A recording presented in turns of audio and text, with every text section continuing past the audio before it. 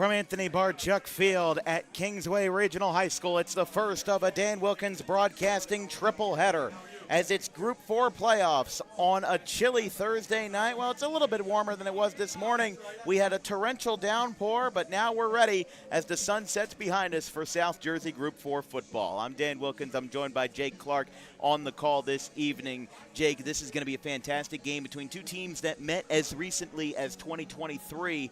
And even though Kingsway's been historically favored in these matchups, when the playoffs come to town, you never know what's going to happen on the football gridiron. But one person I'm looking out for today is David Orovets, the 6'4 quarterback for Kingsway, who is just 1 yard shy of 3,300 passing yards in his career. Yeah, I mean, he's been fantastic this year. 15 touchdowns through the air, 1,446 passing yards this season. I mean, he's somebody that, Eastern is going to have to look out for through the passing attack. And not only that, but Kingsway can do it through the air. They can do it through the ground. They didn't get that number 3 seed by accident.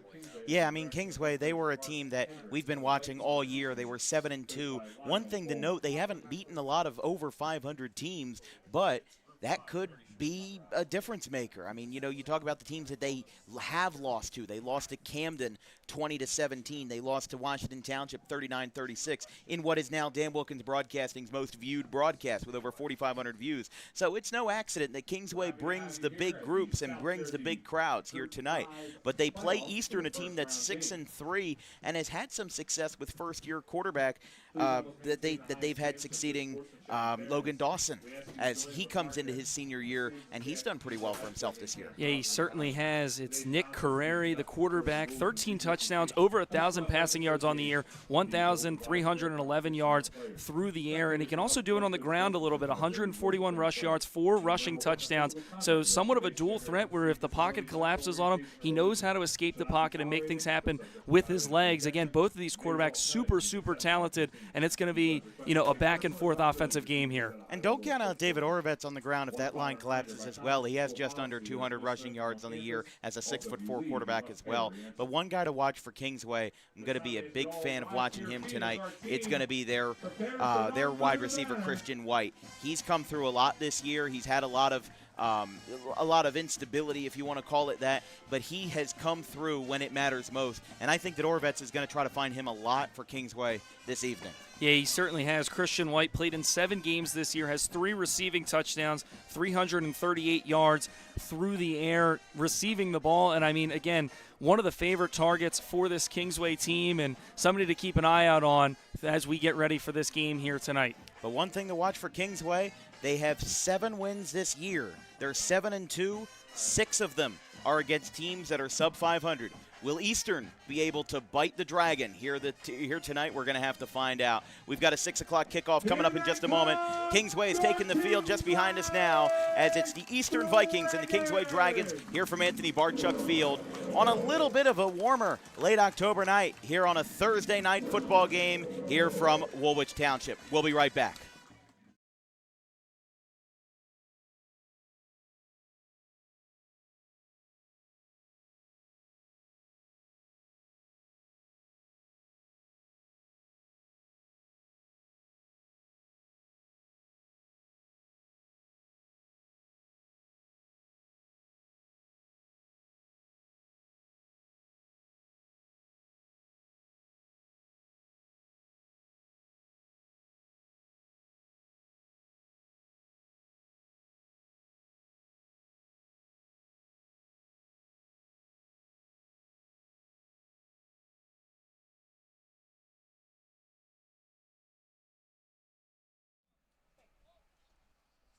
At this time, we ask that everyone please rise and remove your hats as we honor America for the singing of our national anthem by Kingsway's own senior Mahi Mopal.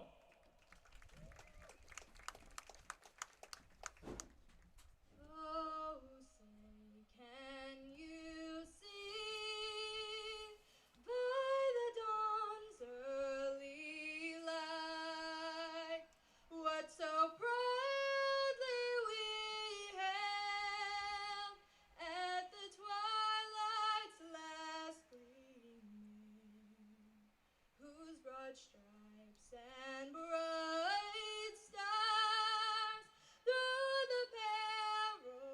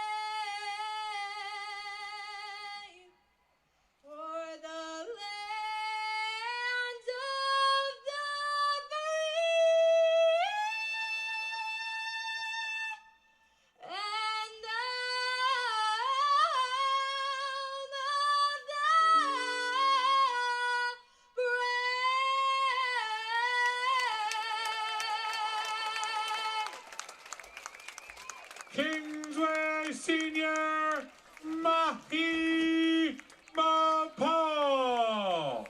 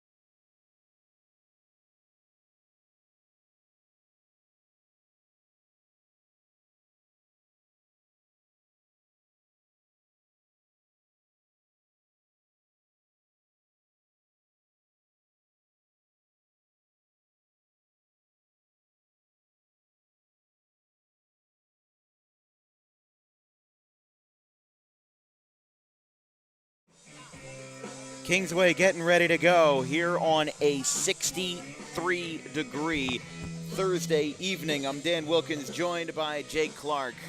Zach Burlingame will kick this one off. Eastern will receive. Kingsway will kick off. And from Anthony Barchuk Field, it's our first of a playoff triple header. Schools big and small. Schools with winning and losing records. But most importantly, in the state of New Jersey, the playoff season has come, and it will be right now. Zach Burlingame with a powerful kick. It's out of the back of the end zone, and it's an automatic touchback, which will set up Eastern for the first drive of their evening. 6-3 for the Vikings. We mentioned it in the pregame, but let's talk about Nick Carreri, the starting quarterback for Eastern. The senior, he's not exactly 6'4" in terms of the David Oravets bar, but he's doing quite well in terms of efficiency. 63% passing completion rate, 1,300 passing yards, 13 TDs, and only 3 interceptions. Last week in a win versus Highland, 14 for 20 with 186 passing yards, 1 touchdown, and 0 interceptions. First play of the night comes from the Eastern 20.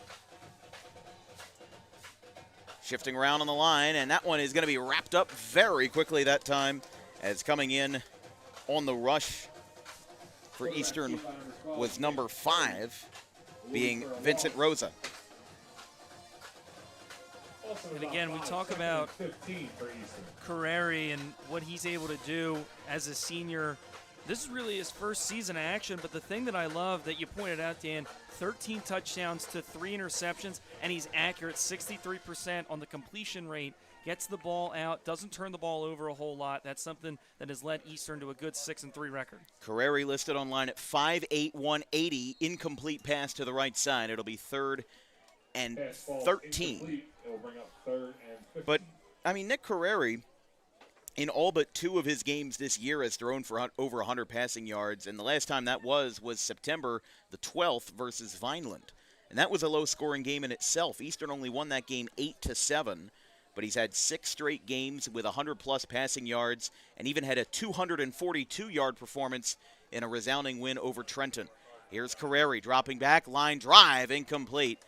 Intended on a slant to the right side for number 13, Terry Cook.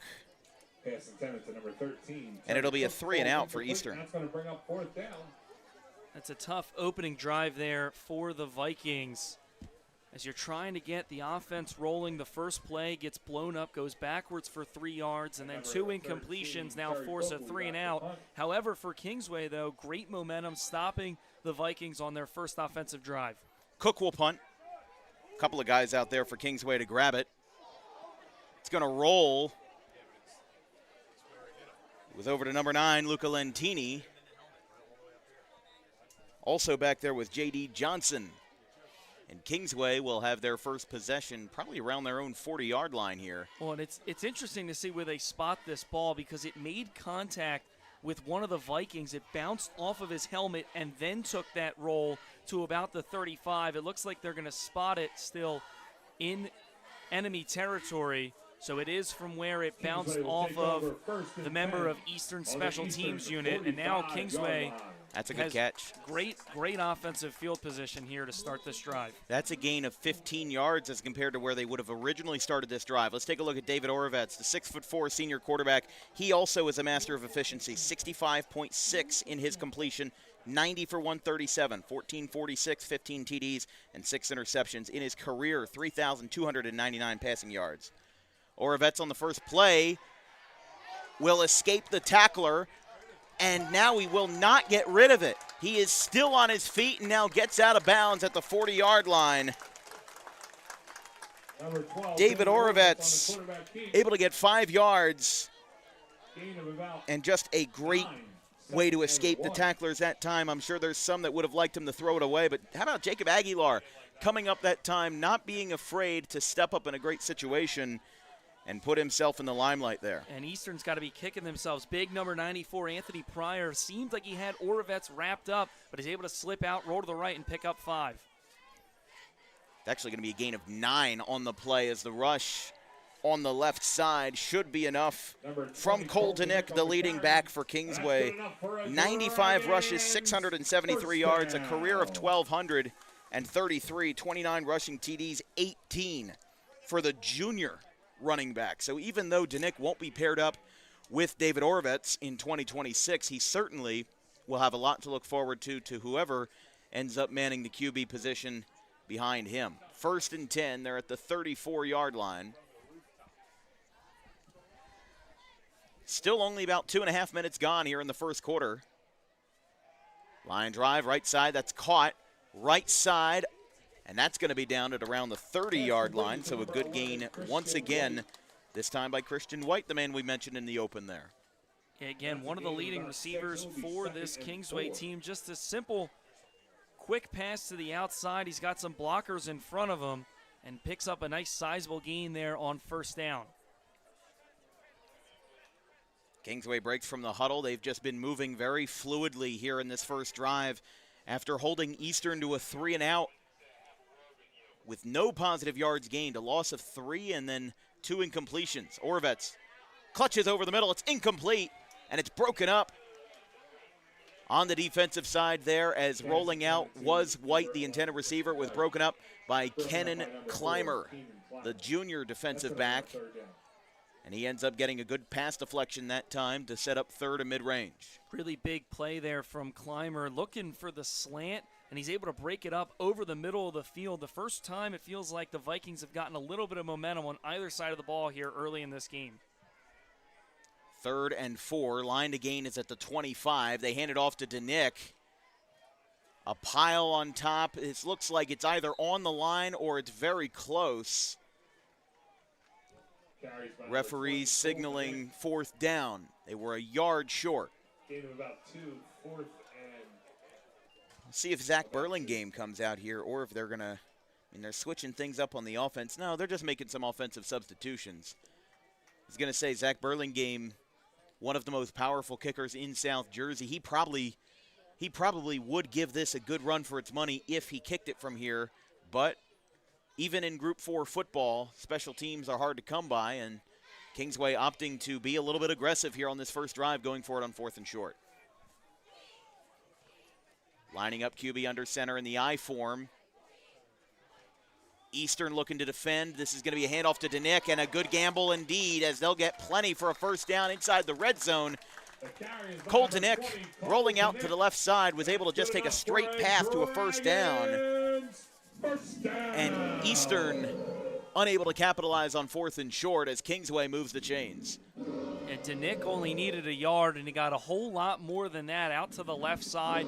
Nice job of the offensive line to give him a bit of a lane, and once he had some green turf in front of him, he took off, and now the Kingsway Dragons in the red zone for the first time here tonight. Well, it's their first and their only time, at least because this is their first drive of the night, but I'm sure for Kingsway and for Mark Hendricks, it will not be their last time in the red zone. As a bit of a high snap, Orovets passes right side on the play action. A little bit of RPO stuff there as he gets tripped up. Tackle made. Well, first of all, Luca Lentini was on the catch. Tackle was made by Marcus Naismith, the sophomore. And that's going to bring them about 6 yards. The first down marker is at the 7-yard line. If they get any farther than that, they'll drop the sticks, and Kingsway will be on their way to 6 points most likely. And I really love that play call there from the Dragons. They fake the handoff to Danick, get it out to Lentini in the flat. Nice play. Now with a man in motion, Orovets taking it himself. He dives forward, and it's a touchdown, Kingsway. The Dragons strike first for our first playoff touchdown of the year, and that will be a 9-yard rush by David Orovets. And the Dragons are on top 6-0. Really nice job there by Kingsway. Another really good play call. They fake to the man in motion. Orovets keeps it on the ground, takes it himself, and dives towards that marker in the end zone. He's able to get the ball across for his 3rd rushing touchdown of the season. Kingsway up 6-0. This Burlingame PAT, as expected, is good. Really never a problem with Zach Burlingame as he's able to get that PAT off just fine. As in the first quarter, still rolling here at Anthony Barchuk Field, it's 7-0 Dragons.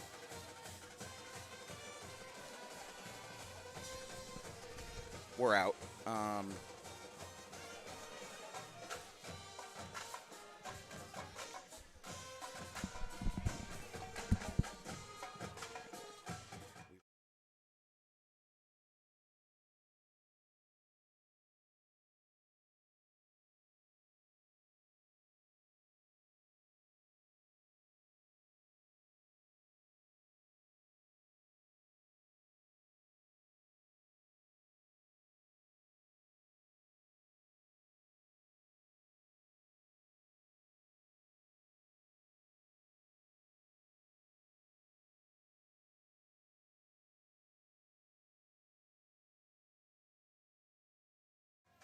Back here at Kingsway, 6:39 left in the first quarter. Kingsway got first dibs on a 9-yard rush by David Orovets. A line drive by Burlingame, and again, no doubt about it, we'll have a touchback. Let's take a look at that replay real quick. 9-yard rushing TD by David Orovets.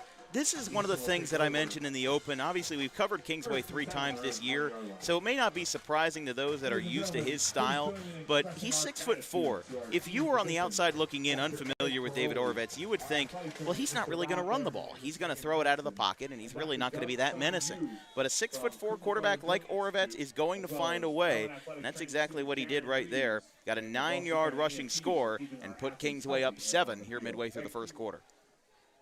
First play for Eastern on this second drive, still keeping the ball on the ground.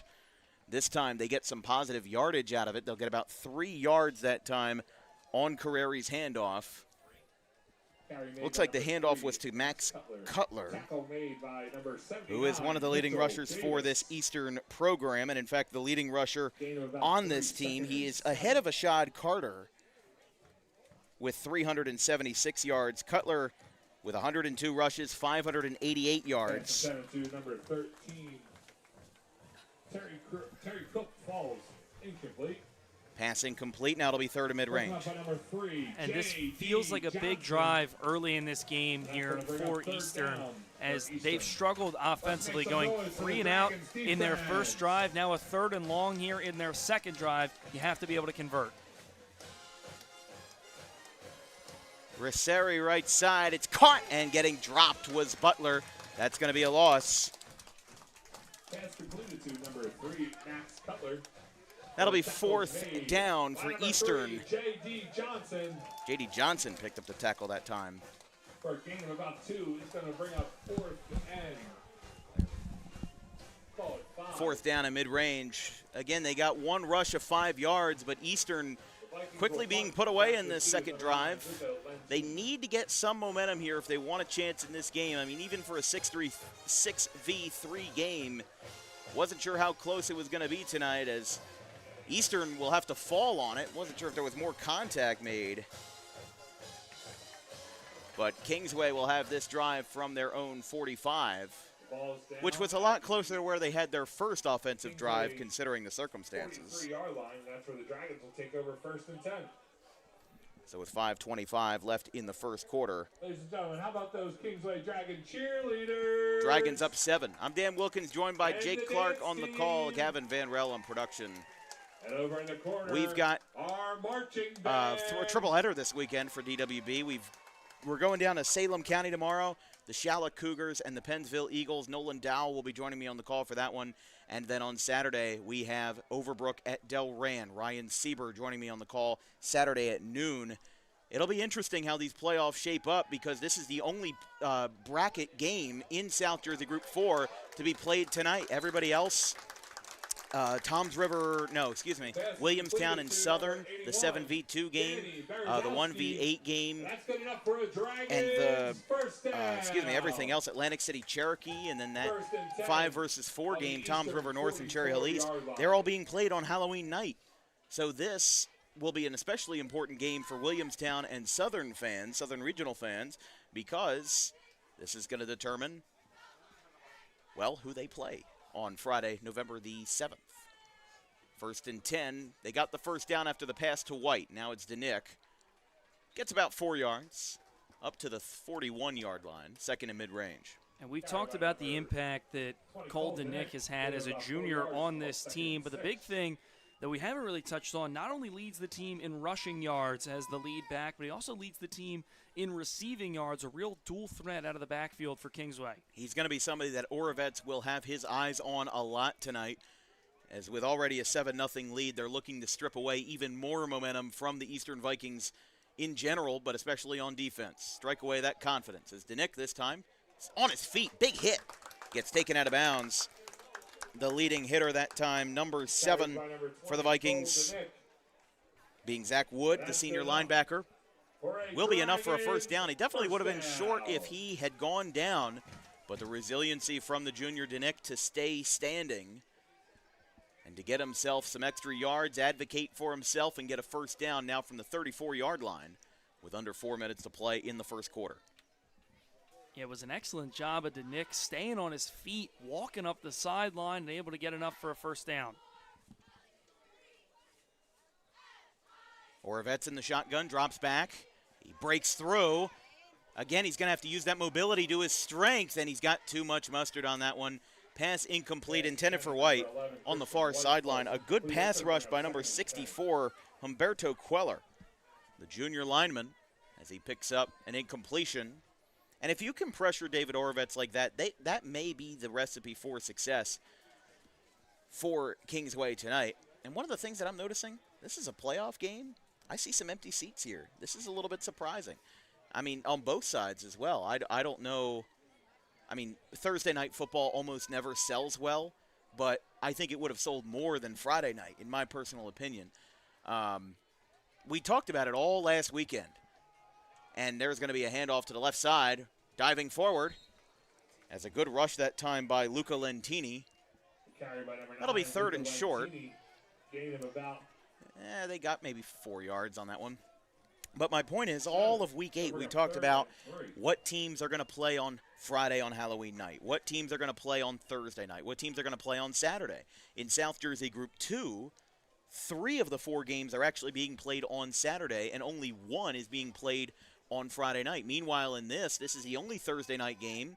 Meanwhile, the 3 other games we mentioned, AC and Cherokee, Toms River North and Cherry Hill East, and then Williamstown and Southern, are all Friday night games on the 31st. As there's a rush over the middle, that'll be enough for a first down. Kingsway still driving, still just finding a different way. Every single time we think Eastern has a read on the Kingsway offense, they find a different way to advance the sticks, and they find a different way to get themselves ahead, as that's another first down for the Dragons. Kingsway's offense has been firing on all cylinders so far here in this first quarter. The ground game has been terrific. The passing from Orovets has also been well, and so far he's been able to do it not only on the ground, not only through the air, but on the ground as well as that rushing touchdown. So again, seems as though anything that Kingsway wants to run, they're doing with great success here against Eastern. Yeah, it's kind of like we know what we're going to run, and you have no way to stop it. That's the way that Kingsway's thinking right now, as Orovets over the middle. He gets wrapped up, and it looks like this is going to be a sack against Orovets, as the O-line tried to hold up as much as it could, but it was unable. It's technically neutral gain, so you can probably slice that either way you want to. Orovets will now be set up with 2nd and 10. But either way, whether it's a sack or whether it's a rush for no gain, it still is a good defensive pressure and a good defensive stop by the Vikings. It certainly is. It looked as though it was Mason Langenbach in there, the defensive lineman of the junior, making the stop. Big play there for Eastern, who, again, hasn't been able to really stop this Kingsway offense until that play right there. Now they got to use it to build a little bit of momentum. 1:20 remaining in the first quarter here in Woolwich Township in the countryside of Gloucester County. This one is launched left side and caught. Christian White says hello with an 18-yard touchdown. And the Dragons go up 2 scores. It's going to be a 13-0 lead as the Dragons strike for a second time in the first quarter with 1:11 to play. Excellent read there from Orovets. He gets the coverage that he wants, man-on-man coverage on the outside, and there's Christian White able to make a big play there and haul that one in for 6. And again, the Dragons look like they can't be stopped on offense. Burlingame's PAT, no doubt about that one. I think he just gets it so off quickly that you can't even really block it. It's just a great formula, left to right.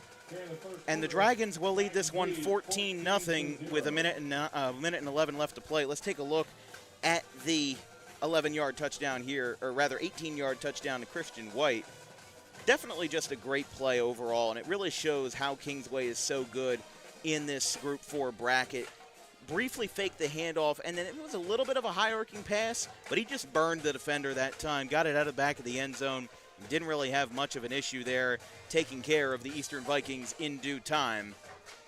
The score is now 14-0 with the Dragons up 2 scores. The sunset of the Gloucester County countryside behind us, or in front of us at least.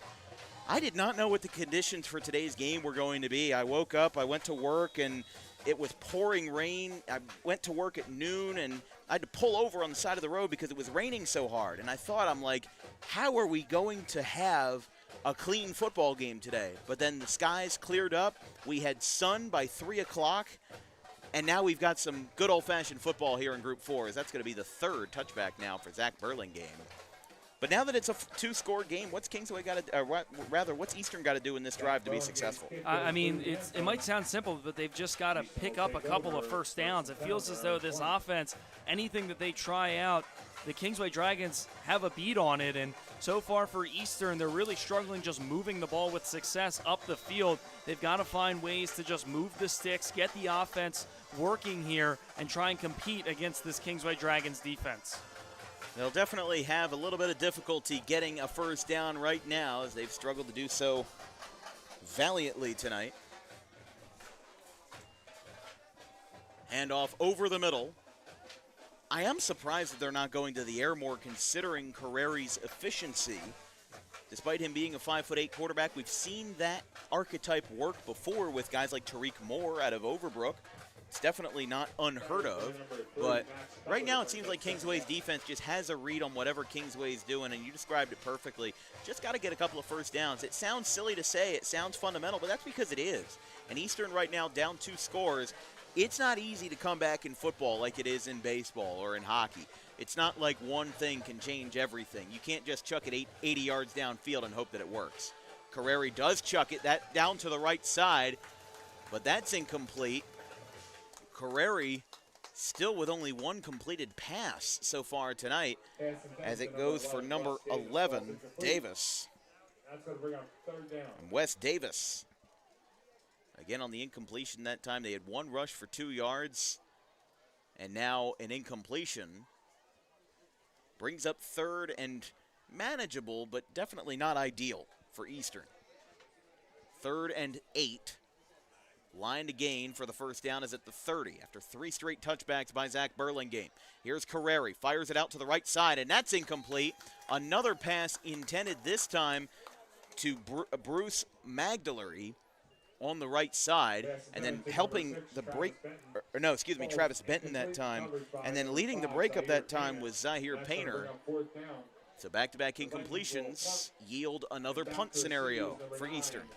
And Eastern keeps setting themselves back because they can't get anything on 1st and 2nd down. And when you're talking about, I'm shocked they're not going through the air a little bit more, being down 14-0 still in the first, there's a lot of time to come back. You can't abandon the run game. And if you can run for success, it helps move the sticks. This one is going to be a punt that lands right on a dime at the 35, just went straight up in the air. Ball is down by number 24. So Eastern downs the punt, and with 11 seconds remaining in the first quarter, it's a 14-0 game. As again, a Thursday night game. We mentioned that there's a couple of games going on tonight in South Jersey in the football world. Audubon Glassboro in Group 1 is tonight. Plenty of other games as well, including crossover games, a lot of them being played tonight. We were at a crossover game last night. Crazy how our travel schedule works, because we were at J.P. Stevens last night in Edison, an hour and a half from home. I didn't get home until 12:30 in the morning last night. And then we've got Kingsway tonight. We go down to exit 1 of the Turnpike at Pennsville tomorrow, and then we're right back up in Burlington County at Delran on Saturday. There's a line drive pass. It is caught out to the right side. He tried to cut his direction so that he could stay in bounds, and now a little bit of some just tackling back and forth. Kind of was a heavy, equal bout as neither team could get the other down, and that brings us to the end of the first quarter. But Kingsway, what a defensive performance in the first, as it's 7 total offensive yards for the Eastern Vikings and 14 points for the Kingsway Dragons. A 9-yard rushing TD by David Orovets and an 18-yard receiving TD by Christian White. We'll be right back.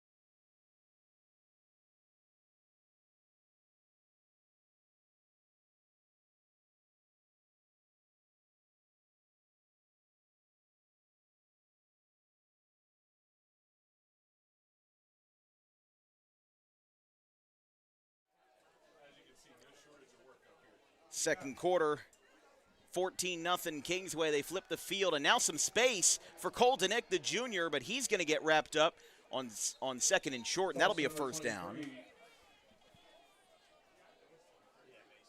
Mason Bryant.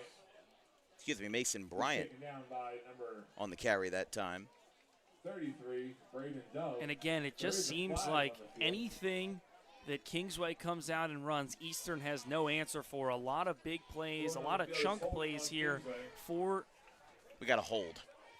Sorry, I didn't mean to interrupt Well, I you, mean, but we do have a hold. I mean, it would have been a chunk play if the O-line wasn't so handsy. But regardless, now, I mean, that's a blessing right there for Eastern, who hasn't been able to stop much of what Kingsway's been rolling out. And again, Eastern has to take these little breaks that they're getting and try and bottle it up for a little bit of momentum on the defensive side of the ball. But for the Vikings, they haven't been able to get anything going on offense, and they haven't been able to get a stop. Oravet's dropping back left side. It's caught by Johnson. He cuts towards the middle. He gets tackled. Gets it back to right around where they started. It'll be 3rd and 10. And that might be Eastern's best bet yet, is that holding call. Might be the best situation that Eastern could be looking for is a penalty. If you force Kingsway to make a mistake, that's one thing. But if Kingsway makes a mistake on their own and you don't really push them into that scenario, might be a good blessing. It'll be 3rd and 9. Oravet's dropping back. Oh, wow, a seamless breakthrough of the O-line. Now he's going to be ahead of the line of scrimmage. He dives forward, and that's going to be well short. It'll be 4th down and about 7. Actually, it looks like about 4th and 5. He did get his head forward on that play, so forward progress will be his friend. And this will be interesting to see how this will all fare. Oravet staying on the field. This is, wow, I honestly feel like that's a bit of a not a favorable, but a bit of a generous spot. Felt like he was down maybe a yard before that, but that's one of the reasons why they're keeping Oravets and company on the field. A bit surprised by that. Oh, and Eastern's D-line almost jumped. Now we've got whistles everywhere, and it's going to be offside on Eastern. No, never mind. It's going to be a false start on Kingsway. So there goes your generous spot. I saw somebody jump on the defensive line, but I'm sure Kingsway, well, I mean, Mark Hendricks just kind of gave an earful to one of the referees on the sideline. I think what it was that Eastern had somebody that was close to jumping the neutral zone but didn't. And then when that happened, there was somebody, I believe it was the right tackle, that ended up kind of jumping in that regard, almost reactionary, because they thought they were going to get a flag. Burlingame punts. So they do end up punting this one away, but that one is going to go right past, back to the 15-yard line. Eastern will return. They're going to be wrapped up quickly. He's got a tackle from behind, and Eastern will be tackled at their own 20 as the return did not go very far for Kenan Clymer, the returner for the Vikings, but they now have their 4th offensive possession. I mean, that was scary right there for Eastern. I'm not sure if that ball went clean through Clymer's hands or if he got a hand on it, but nevertheless, they picked the ball up. They're backed up now in their own territory. And again, this is about the average starting field position here for the Vikings. Every drive has started for the 20. They're now starting on the 21, so a bit of a similar story here for Eastern, and the question remains the same. Can they move the ball? That's what they've been struggling with right now. They've got to be able to try and get first downs. 7 offensive yards for the Vikings in the first half as Carreri hands off to the left side. They'll get at least something that time. 2nd down on the rush to the left side. Bit of a jet sweep that time for Rosa. But, again, I mean, the thing is about Eastern, they have played more teams over 500 than Kingsway has. They opened up the season with a 26-23 loss to 9-0 Eastern, a team that's in this same bracket playing Toms River North, the Mariners. And that's the thing, is that this Eastern team, they have beaten some really good programs, and their losses are all versus teams that are really, really darn good. As here comes a fake. Carreri takes it himself. That's going to be Eastern's first down of the night, assuming he got out in front of the first down marker. They do move the sticks, and for the first time tonight, took them about 16 minutes of the first half, but the Vikings do have their first down. But they started off 0-1, then they riffed off 3 straight wins. Ocean City 19-13, Vineland 8-7, and Cherry Hill West 28-6. But they lost to Pennsauken 35-28, Pennsauken 7-2. They beat Trenton, which is also a 6-3 team in the Valley Division of the WJFL, as that'll be a rush for 2 yards. Atlantic City, the number 1 team in this very bracket, They lost 26-7, and then they had 2 pretty solid wins over sub-500 programs in Clearview and Highland. But if you're looking at who they have played this season, and if you're looking at the programs that they have beaten and the programs that they've lost to, the 3 programs that they've lost to are really respectable playoff teams like Cherry Hill East, Pennsauken, and Atlantic City. And then Ocean City, 5-4, Trenton, 6-3. They've had some really, really good wins and some really competitive games this year. But right now, Kingsway is definitely showing why the divisional alignments in the WJFL have a big impact. 2nd and 8, it's deep, and it's incomplete. That was very close, but a good defensive breakup that time.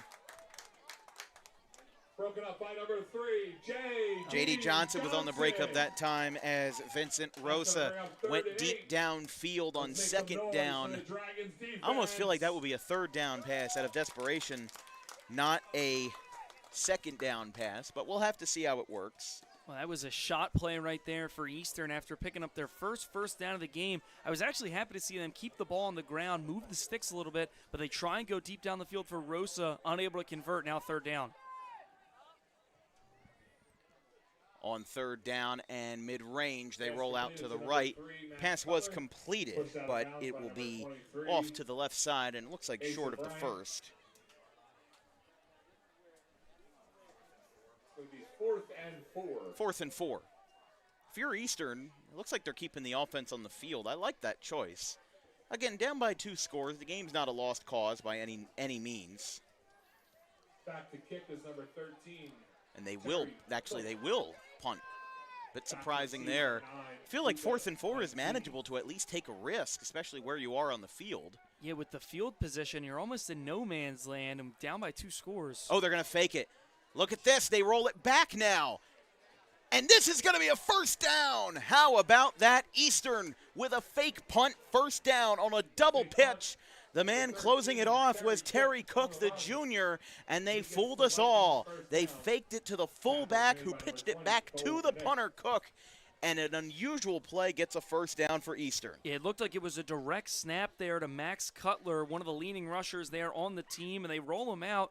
And he's got the opportunity. He's able to pitch it off if he wants to, able to keep it. Instead, he gives it off to Cook, who was lined up as the punter. He's able to barrel down the field for a 1st down. A big 4th down conversion on a tricky play there for Eastern. Yeah, I honestly have no idea whether or not the pitch back to Cook was designed or whether it was just an act of desperation to see if they could get a 1st down. It could have been designed in the way of, hey, our fullback's going to take this to start. If this fails, flip to Cook, flip to the punter. We'll take a look at that one more time. I mean, this was a fantastically designed play. I really enjoyed it. I thought it was really interesting to watch, as just because it goes right to the fullback, and then he sees the pressure and then immediately deflects it. And I think that he had that awareness and was really able to get that going just because he had that offensive awareness to know where his tacklers were. That pass is going to be complete to the left side, still short of a 1st by about 5 yards, but it's caught by Bruce Magladry. Pass completed to number 8, Bruce Magladry.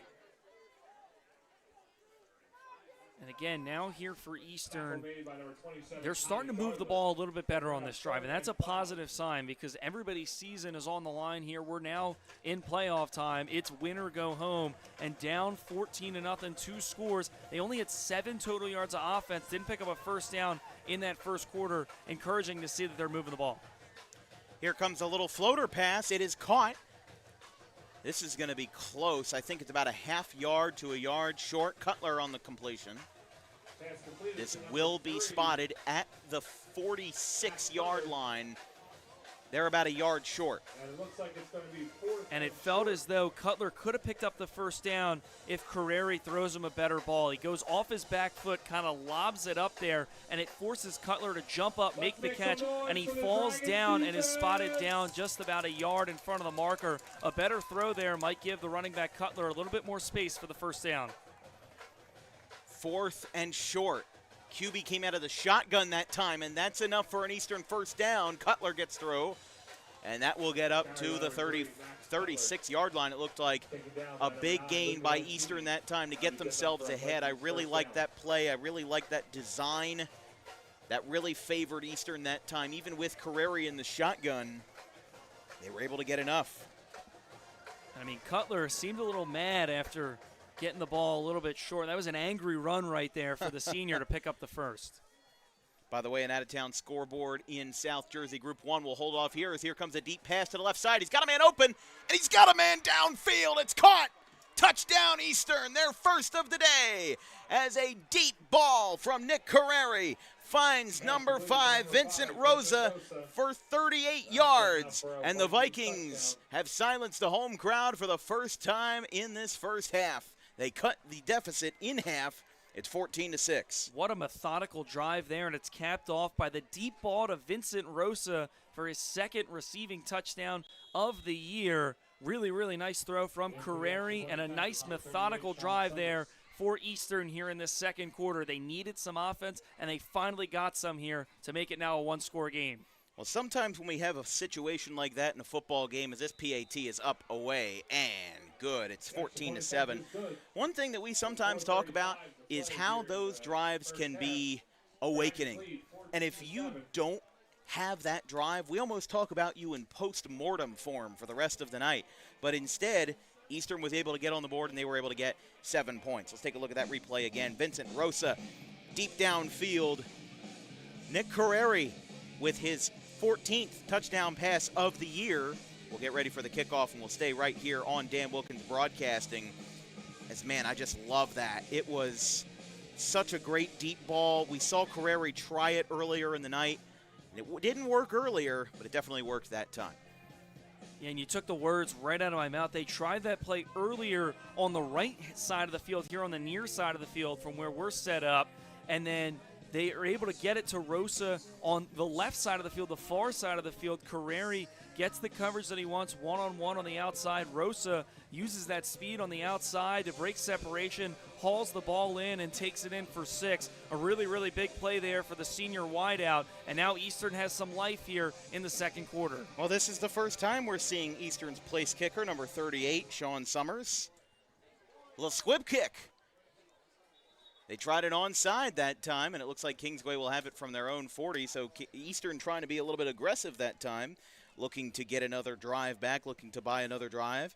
As with Kingsway getting the ball back on their own 40, we'll riff off some of our sponsors. This broadcast is brought to you by Gray Fox Sports, premier sports photography right in your backyard. Visit grayfoxsports.net on Instagram, or Gray Fox Sports on Instagram for information on how to get bookings with Michael Taylor. And also by Harper Driving School. Over 90% of students who take their New Jersey State driving test with Harper pass on their first attempt. If you like those odds, book an appointment today at Suite 4 of the Total Turf Complex in Pittman at 614 Lambs Road. Not too far from Swedesboro, or Woolwich Township, I should say. Definitely felt a little bit out of place covering Harper Driving School in a place that was an hour and 40 minutes away from home, and an hour and 40 minutes away from Harper Driving School. But that rush is not going to get anywhere that time. That's going to be a loss of a yard back to the 40-yard line for Kingsway.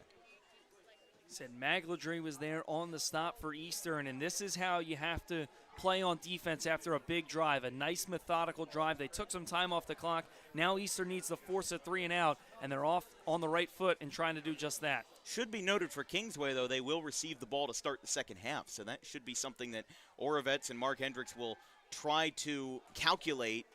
As a nice catch that time, getting up in the air, Lentini over the middle, right on top of the Kingsway K near the 50-yard line. But Lentini, the junior, again, they're going to be returning Cole Denick. They're going to be returning Luca Lentini. It's going to be a bright 2026 season for Kingsway. This season, 14 receptions, 237. But it really shows how much Kingsway has relied on Lentini for deep passes. When you look at his receiving usage from last year, as Oravets over the middle on 3rd and short, it's going to be well short of a first, and this might also be a loss. Bit of a shocking development there as the tides are starting to turn for Eastern, but I wouldn't be surprised if Kingsway wants to match Eastern's trickery and their chicanery with a trick of their own on 4th down. It feels as though right now, Dan, it's starting to become a tale of two quarters here in this first half. First quarter, all Kingsway. They got off whatever they wanted on both the offensive and defensive side of the ball. And then only here in the second quarter, it took Eastern just a little bit of time to wake up, and now they're right back in it. Burlingame is punting out to the right side. Oh, Eastern with a little bit of a snap reaction. But, yeah, we were talking about Luca Lentini, and he had 35 receptions for 221 yards last year. That's a total of 6.3 yards per reception. And then you go to what he's got this year. He's got 237 yards in 14 receptions. That is 16.9 yards per reception. They are loving putting him in that situation, and they're loving the fact that he's getting those deeper opportunities, and he's getting those opportunities to go farther down the field and just get more yards. And whether those are yards after the catch, whether those are yards that he's going for the slot route all the time, you really can't know just based off of the research and the prep that you do unless you have access to the game film, which we don't. But you're seeing the results from the junior wideout. 1st and 10. Eastern with possession back at their own 20, which is where they've started all of their drives tonight. Eastern and Kingsway both have all 3 timeouts, but now Eastern with a bit of a staggered rush by Max Cutler. It'll be a loss. And Eastern, because they will not receive the ball to start the second half, this will have to be a calculated and a smart drive. Has to be a smart drive for Kingsway here. You cannot let this, or rather cannot be a drive that Eastern can let slip, because you might not get that opportunity in the third quarter after these two teams have talked over their halves. Over the middle, that pass is caught. Breaking free, breaks a tackle, and he breaks another one. Michael Jackson moves, and he's got to the left side. He's going to stay in bounds. Is he going to get into the end zone? How about that trickery from Eastern? Touchdown of 82 yards, and now looks like a late flag came in. Oh my goodness, Eastern. How do you do? What a play. Well, if this stands, looks like another big reception there for Vincent Rosa. Now his second touchdown of the game. A big strike from Carreri down the field to Rosa. And just like that, Eastern is right back in this game. They only had 7 total yards of offense in the first quarter, and that doesn't matter. By the way, looks like an excessive celebration call maybe. Score does count. So we assume the penalty will be applied on the kickoff. PAT to tie this game at 14. What a tide turner. An 82-yard touchdown pass to Vincent Rosa, who picked up one on another deep ball in the first quarter, or rather in the second, or earlier in the second quarter, and now he gets the honor of tying this game for Eastern as it is 14-13. And there's the end of that run, just breaking through that last tackle. He had to have broken 5 or more tackles from the time he got to, by the time he got to the end zone, he had broken at least 5 tackles, and it was really almost miraculous how he had gotten everything away from him. Just great stuff there as Vincent Rosa makes this a tie game.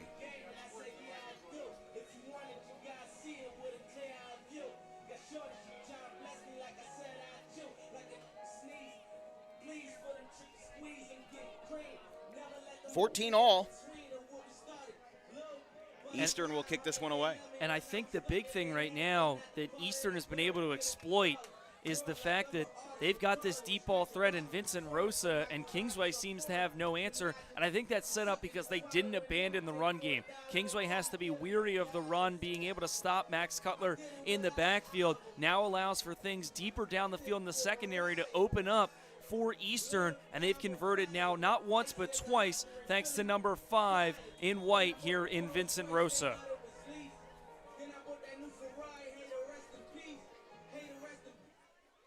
Again, a 15-yard penalty on the kickoff. Tried to squib it a little bit, try to limit Kingsway's return, and they are able to successfully limit their return. And this now sets up a 2-minute drill for the Dragons. Under a 2-minute drill. We call it the 100-second drill. He's got 1:41 to go. As Kingsway will have the ball from their own, looks like around their 45. And this should be interesting here for Kingsway because, again, you do get the ball to start the second half. It's going to be interesting to see how aggressive head coach Mark Hendricks and the Dragons are here with 1:41 remaining on the clock. Again, this will be an interesting phenomenon for Kingsway, seeing if they can break the tie now that they've definitely been, in other words, humbled a little bit. We do have penalty flags. That's actually going to be a false start. So the penalty flags came in before the snap, so that play is invalid basically, but they ran with it anyway. It'll be 1st and 15. I mean, if you told me what Kingsway will be talking about at the end of the first quarter, it's definitely different from what they'd be talking about now at the end of halftime. Yeah, it certainly is, and it kind of stems back to these penalties. We've seen a couple now for the Dragons that allowed Eastern to get their first stop of the game, and since that first stop of the game by Eastern, it's been all Vikings here in this second quarter. They've been rolling, including that 82-yard pass to Vincent Rosa. Orvet's deep in the pocket, lets it go on a screen to DeNick. He's not going to get anywhere on that one, as Kingsway just flailing at any opportunity that they get. DeNick will get them back to 10 yards to the first down. We're talking about out-of-town scores. Glassboro leads Audubon 8-0 at the end of the first quarter in South Jersey Group 1 action. It doesn't help us that a lot of reporters are at this game tonight, so I can't really report on out-of-town scores too much because Tom McGurk is here. Bill Evans is here. A lot of folks are here, and Kevin Minnick is nowhere. So, I mean, we're a little bit grasping for straws tonight as DeNick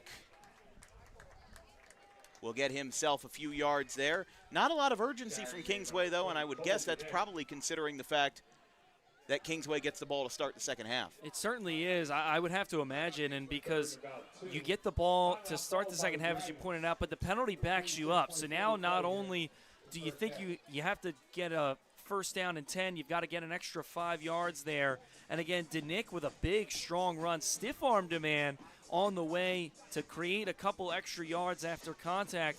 But it's interesting to see now with less than a minute remaining here in this first half, how aggressive does Kingsway want to play it right around midfield? It's going to be an interesting dilemma for sure.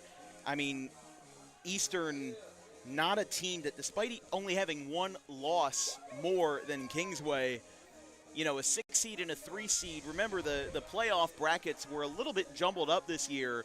Last year, there were a lot of complaints about travel. Now, I will say this. I just think that the North or the South and the Central groups probably should just be called into South 1 and South 2, and it should just go off of that. But they wanted to make it more so that the Central Jersey teams are better represented in the Central Jersey graphics.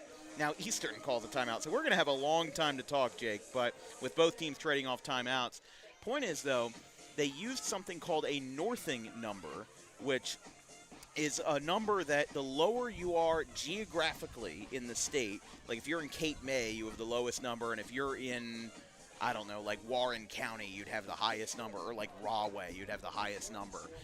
The northing number decides where you get placed in the brackets. So even though a few South Jersey teams got put in the central brackets like Camden and Washington Township, that was really the only stipulation other than that.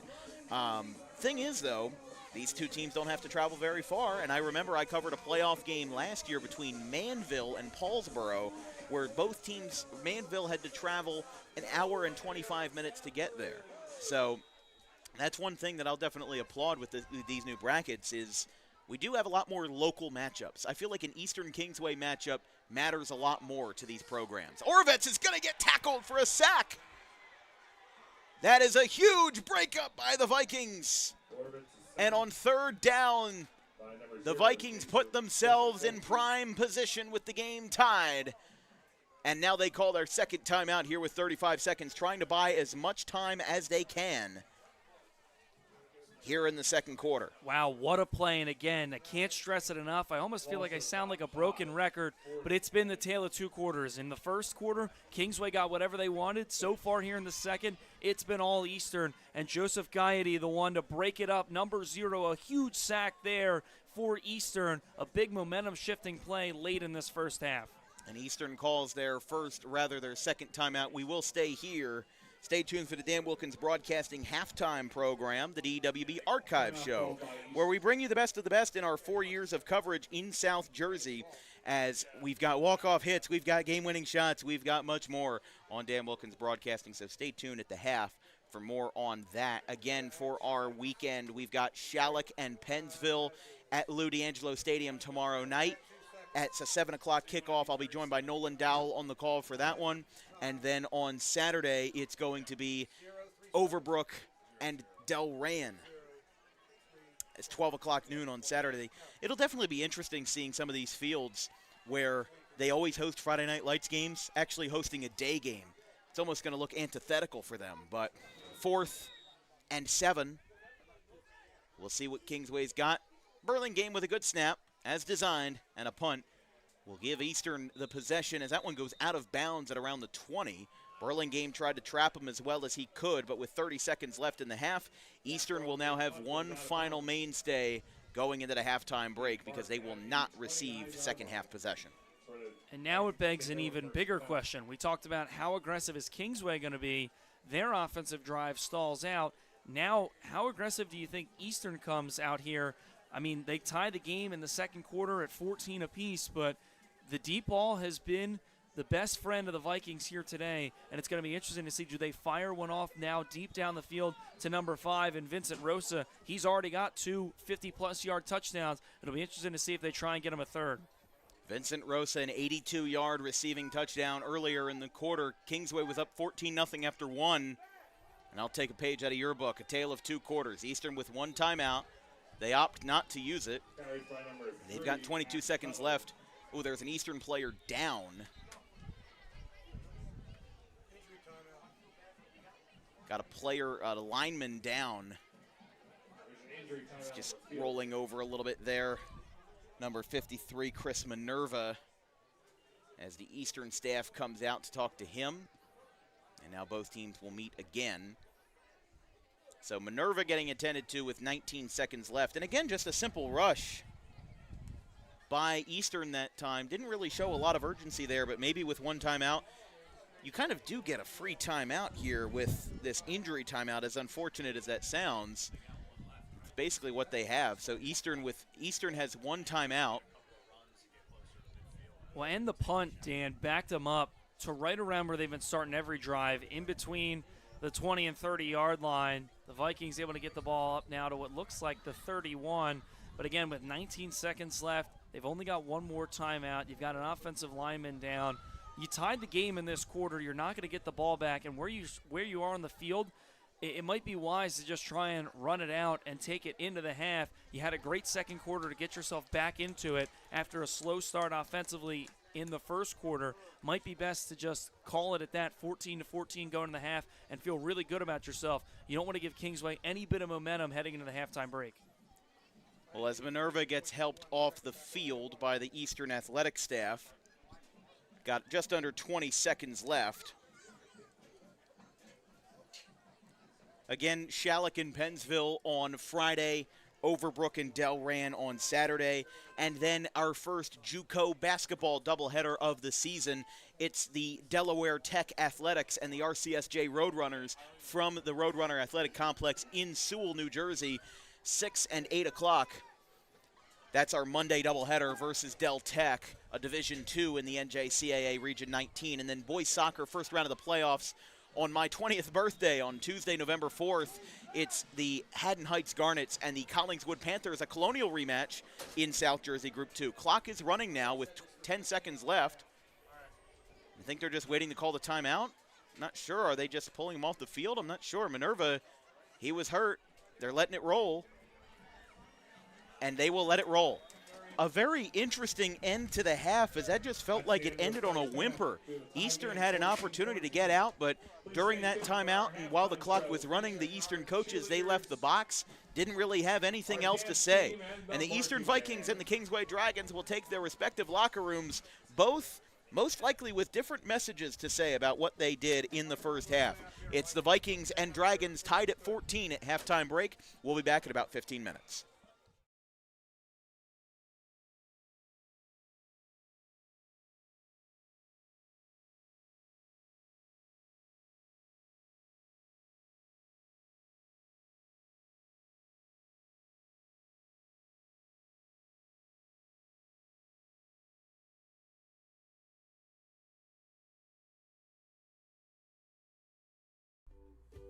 In life, the road ahead is full of possibilities, but to navigate it safely, you need the right skills. Harper Driving School is the premier driving school serving Gloucester, Salem, and Camden counties. With experienced instructors, many of whom are teachers in local schools, we are dedicated to your success and will help you master the road with confidence. With an over 95% success rate of students passing their road test on their first try, you know your student will be in good hands while embarking on a huge step of their young adult lives, all while avoiding the lines at the DMV and getting insurance discounts. We chose Harper, and so should you.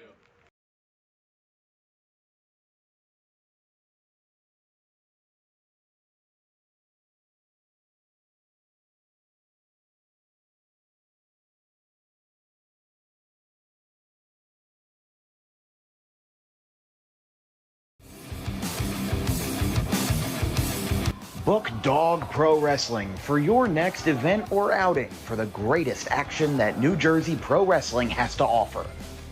Any place, any time, any setting, Dog Pro Wrestling will bring the action to you, and you won't want to miss it for moments like this.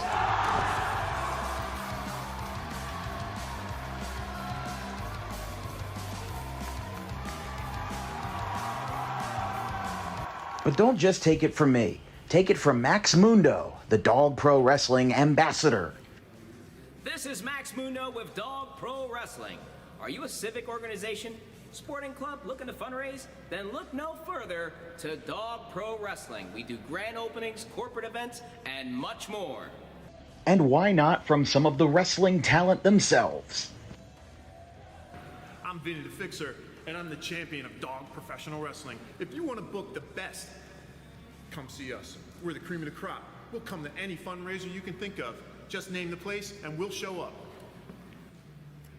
This is the upstanding Dylan Mesh, and for the entirety of my professional wrestling career, dog wrestling has been a mainstay for where I like to wrestle. So you can believe me when I say that it is quality. And I'm upstanding. I'm the only opinion you need. Yeah! It's your boy Gabriel Hodder here with my man Matthew Oman, and if you want your events to be all fight, no flight, then book Dog Wrestling so you can witness true primal fear. Woo!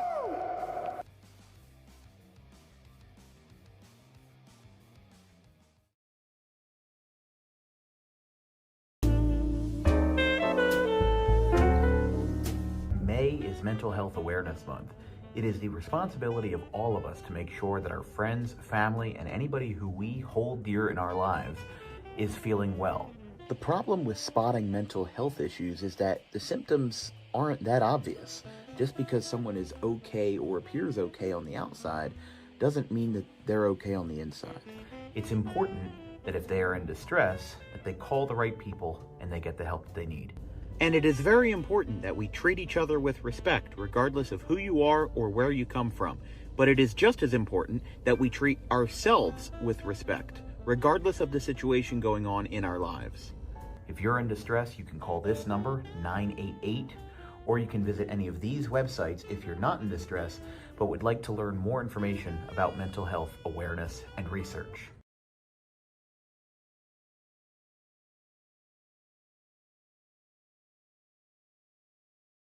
Jersey is the number 2 seed. As we said, they beat Manville 19-0 in the first round, which was even larger than Audubon's 16-0 win over Paulsboro as the 1 seed in the first round. That one's hit out towards center field straight away. Oh, she misjudged it. Got over her head in center field. Now this one's got a chance to be 3 bases for Spire.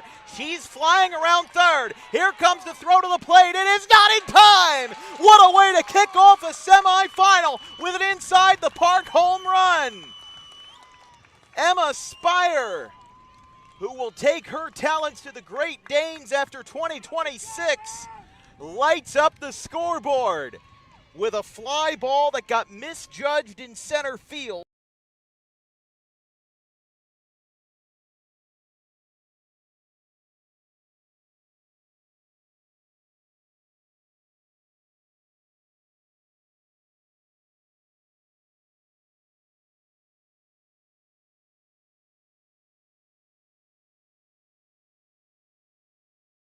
Up light, he's, again, One time leaving the bases loaded is frustrating enough. Doing it twice in a row. Oh, how about this? Line drive. They're going to – no, he's throwing it around the infield. They're going to throw him out at first. He's out. I have never seen that before. That is a 5-4-3 ground out because the third baseman thought he caught it. The home plate umpire said no, so he threw it around the infield and then got the out at first anyway because the batter thought he was out. Yeah, the batter stopped. The third baseman thought Everybody he caught stopped. it, and it touched.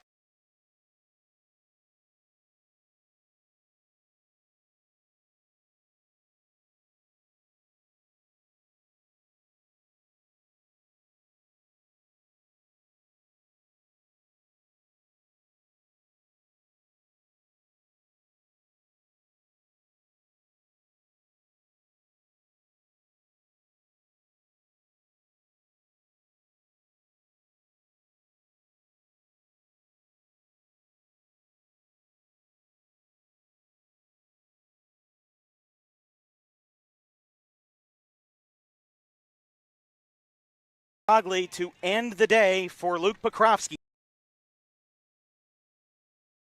And it gets past everybody. Graham will go back to position with no goal scored. They'll count down the time out loud here. Out to the left. One final shot, and it gets through. How about a buzzer beater? How do you do? It's a lead extending goal for Justin Lewis.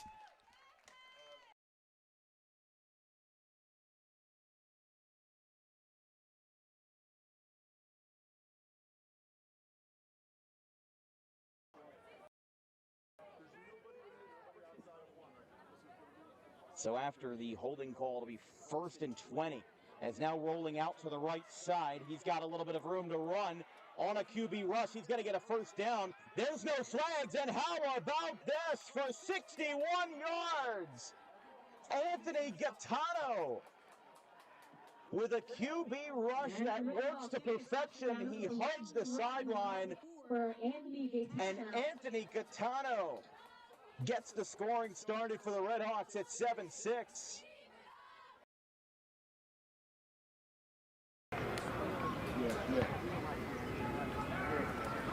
Jack Mostero, 2 for 3 with a strikeout, a double, and a single. Looking to play hero. He's going to line this one into right center field, and that's going to drop. That's going to do it if they don't get a throw down. Mostero's going to second, and Danza's coming home. Sectional champions, Gloucester Catholic.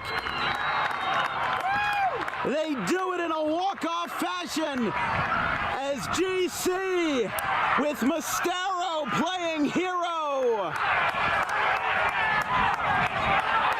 An unbelievable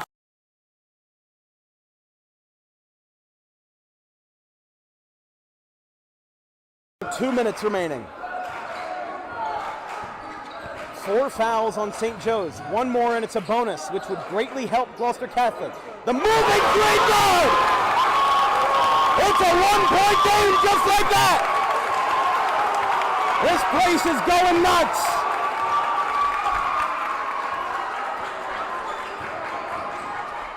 And now a drive to the basket by Spross. He lays it up and lays it in! St. Joe's has 2 timeouts remaining. Gloucester Catholic still has 3. Here we go. Mostero pulls up. He goes to 3! 6 points! Jack Mostero has tied the game with 90 seconds remaining. How will the Wildcats respond with a miss of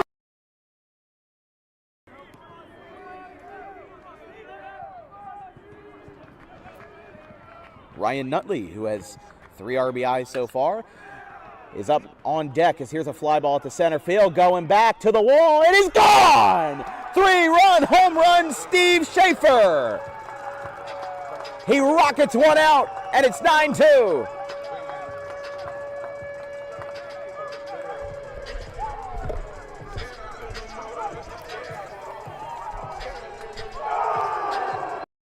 first home run for Schaefer this year, the second hit at home by a Scarlet Raptor.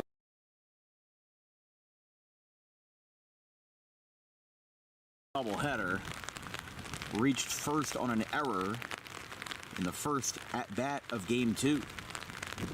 This one's lined into center field. Slider going over. He dives. Did he make the catch? Yes, he did. Ryan Slider makes the catch. Not on a slide, but instead on a dive. 2 away.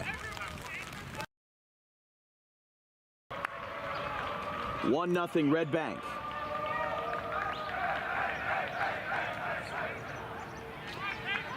Now here is Al D'Elia. The man they used to call Big Al has now slimmed down, and he still hits dingers. He went viral in 2018 for his catchphrase during the Little League World Series when he was introduced by the ESPN camera crews and was given his standard introduction. He said, "Hi, my name's Big Al, and I hit dingers." And that sentiment still holds true today. He had his first career high school home run versus Rumson Fairhaven in their opening game of the campaign last week. There's a swing and a miss, 0-2. But D'Elia, kind of a folk hero for baseball players who just want to hit the ball far and have fun while doing it. The poster child now is the poster big fella. Fly ball right center field. This is going to be a sac fly. Taken in by Terranova, and Big Al might not hit dingers, but he certainly drives in runs. It's 2-0.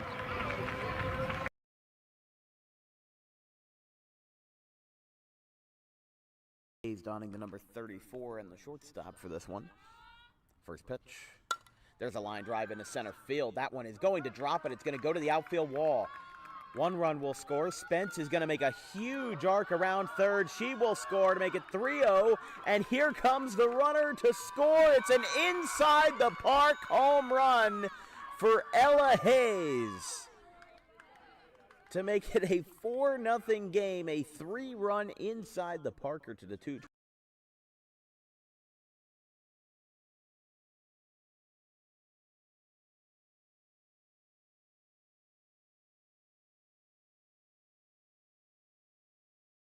It will be inbounded by Pat Monahan. Oh, the ball gets away. Who's going to have it? GCIT will hang on to the possession. It goes to Stanwood. Stanwood inside. They'll get the shot off. It's gone! Unbelievable! Boston calls the timeout, but will they get it? Unbelievable! Unbelievable!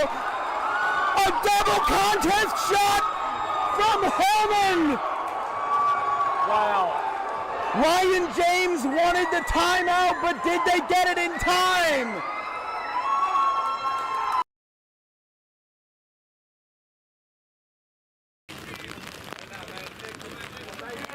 Excuse me, Goldberg is a shortstop tonight, but he had a .400 average in 2023 as a junior. A homer in each of his sophomore and junior campaigns, .331 career mark and a .430 career slugging percentage. And speaking of home runs, there's a fly ball to left, and it's gone! Devin Goldberg answers on opening day with a first pitch rocket to left, and it's 1-0 Bridgewater. We were just talking about the long ball, and he stomps on the plate, mobbed at home, and Goldberg, the leadoff man, with a swing of gold. It's 1-0.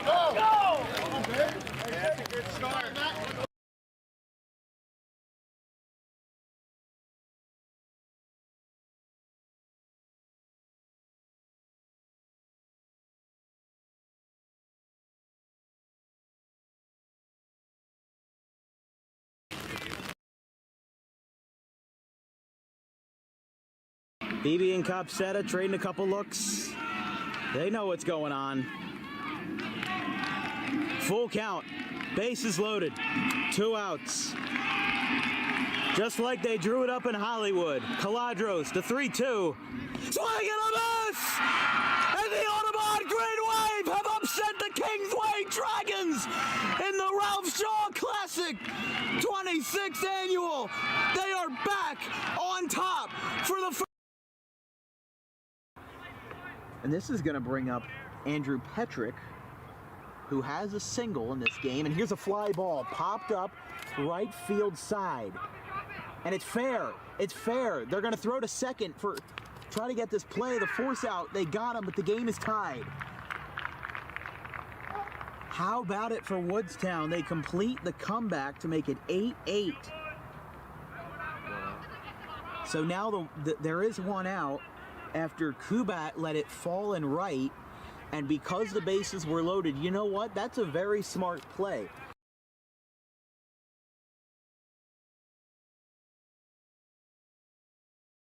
Launches one foul. See, Mostero's doing us a service here. Or excuse me, D'Alessandro.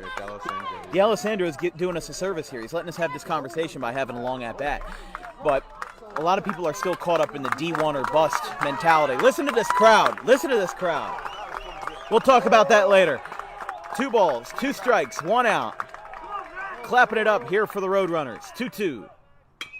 Here's a fly ball out towards center field. This one's going back, and this one is gone!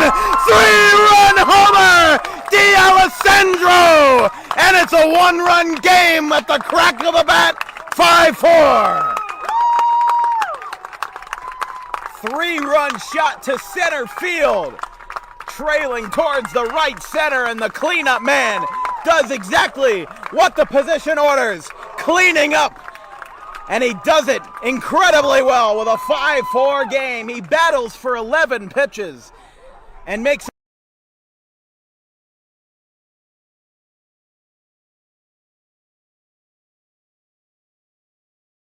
will lead it off for the Senators. Chase Rollins, the player manager for CHP, gets it started with a ball upstairs, and we are underway in game 1. 1-0.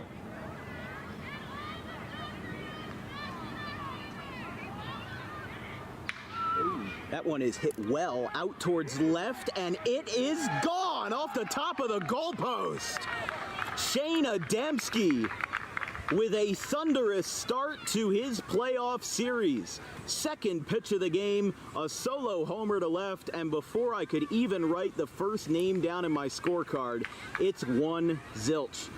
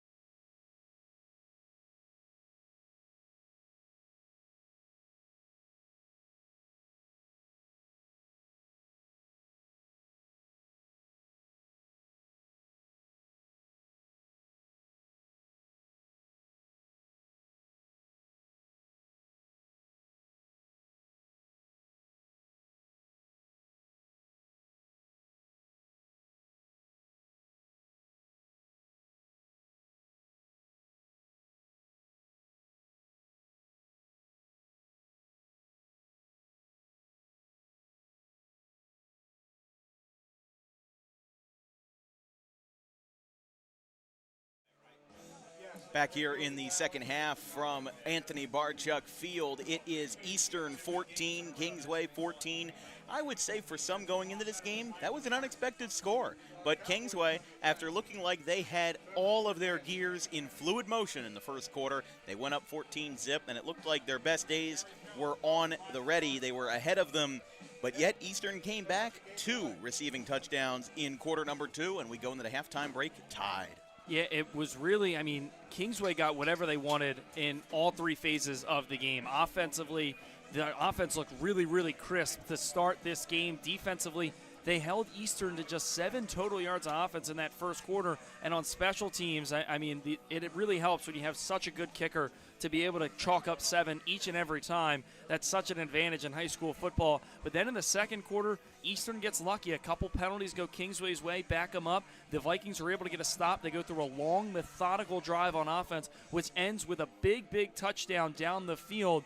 And then they get on the board. They get another stop defensively. They go down the field with an 82-yard passing touchdown to tie the game at 14. So, again, it was all Kingsway in that first quarter. It was all Vikings in that second quarter. And we're going to have to see who has the momentum coming out of the halftime break. Well, Kingsway will have the ball to start the second half. But one thing that I think Eastern should watch out for is the fact that Kingsway is going to get a lot better now that this halftime break is over at reading Eastern's offense. They definitely were caught off guard, and you can do that over the course of 2 drives. But now that they're out of this break, Kingsway could score here to start off the second half, and Eastern might be back in their old woes again. This game is not over by any means because we don't have a leader. We don't have a winner right now. But this game was definitely a great start to our playoff triple header, and I'll be excited to see what our next 24 minutes have.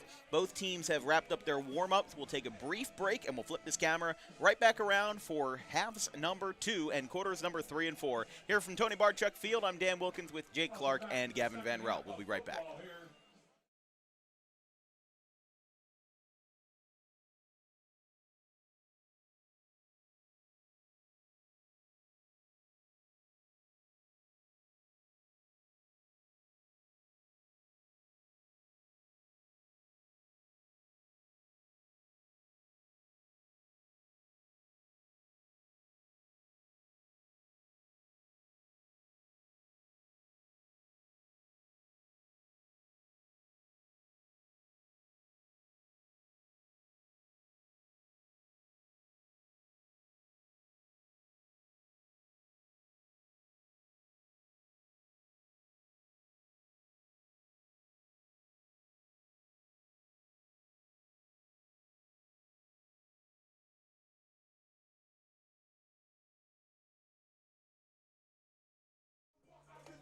Eastern to kick this one off.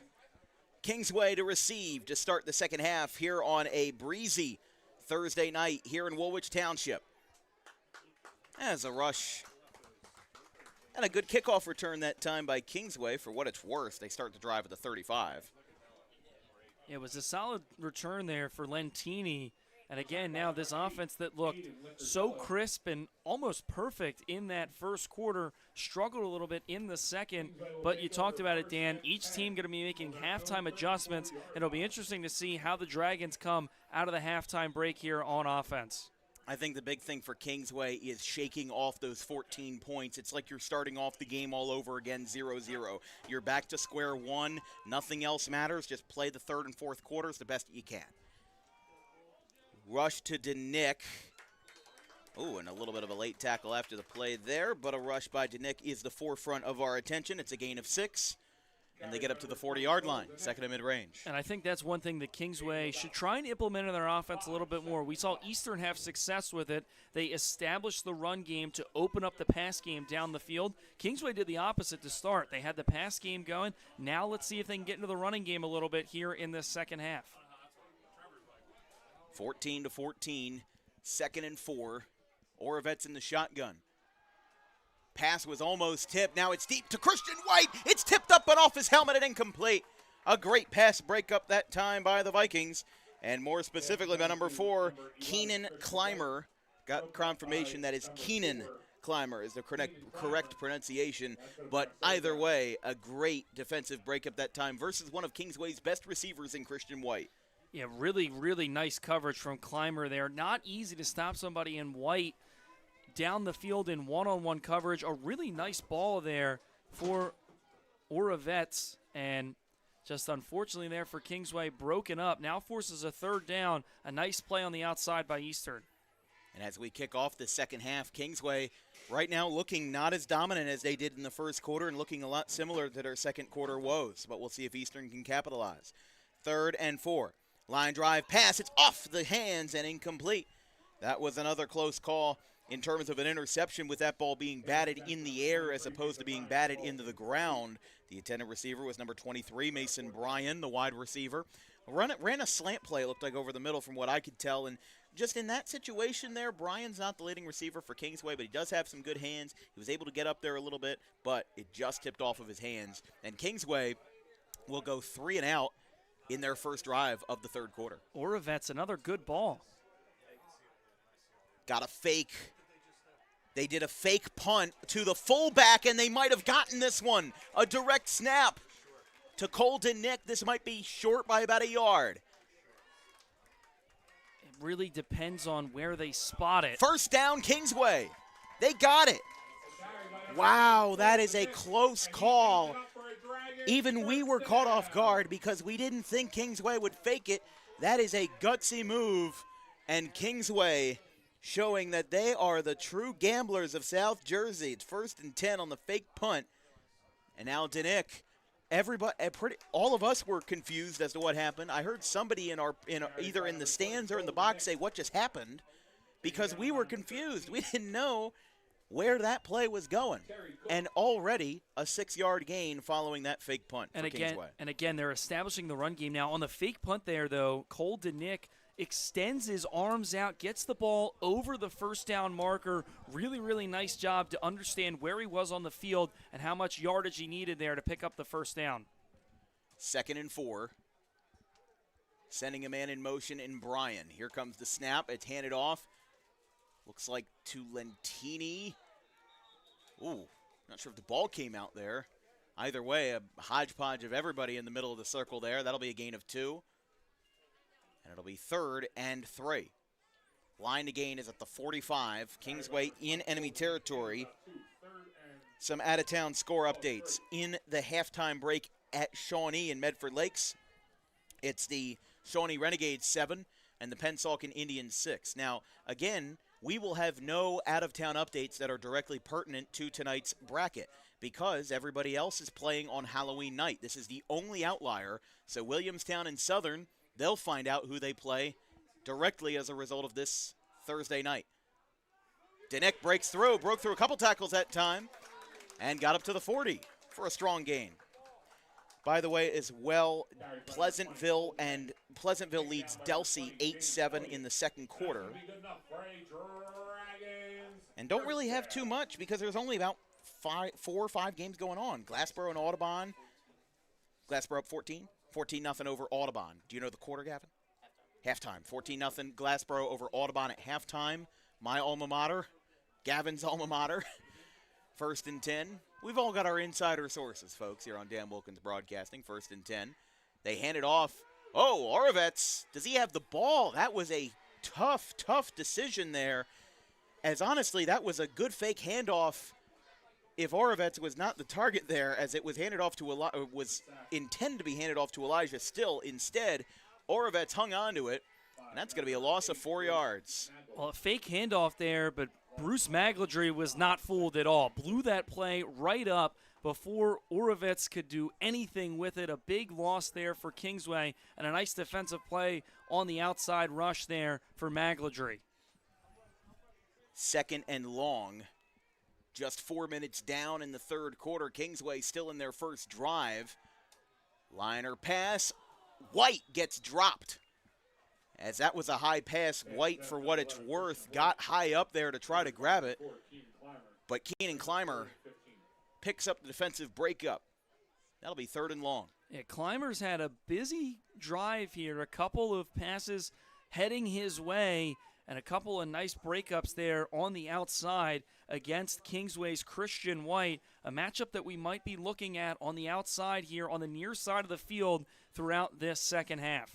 Sometimes the best matchups aren't quarterback versus quarterback. Sometimes it's the matchups that can be compared directly. Defensive back versus wide receiver. And a guy like Clymer versus White, 2 players of similar height, of similar speed, of similar stature, right now going head-to-head with Orovets being the conductor. Here's Orovets, lets it fly on a roller out to the right. White beats him, and it's incomplete. Christian White gets targeted for a 2nd consecutive play, and Clymer wasn't even there to break it up. That ball just had too much on it past a diving White. and it's 4th and long. I really like that play design from Kingsway. The offensive line does a really nice job of rolling the pocket out to the left. Oravet's rolling to his non-dominant side. He's a righty, so moving out to the left, a harder throw. He looks for Christian White, but just sails that one out of bounds. A missed opportunity there for Kingsway.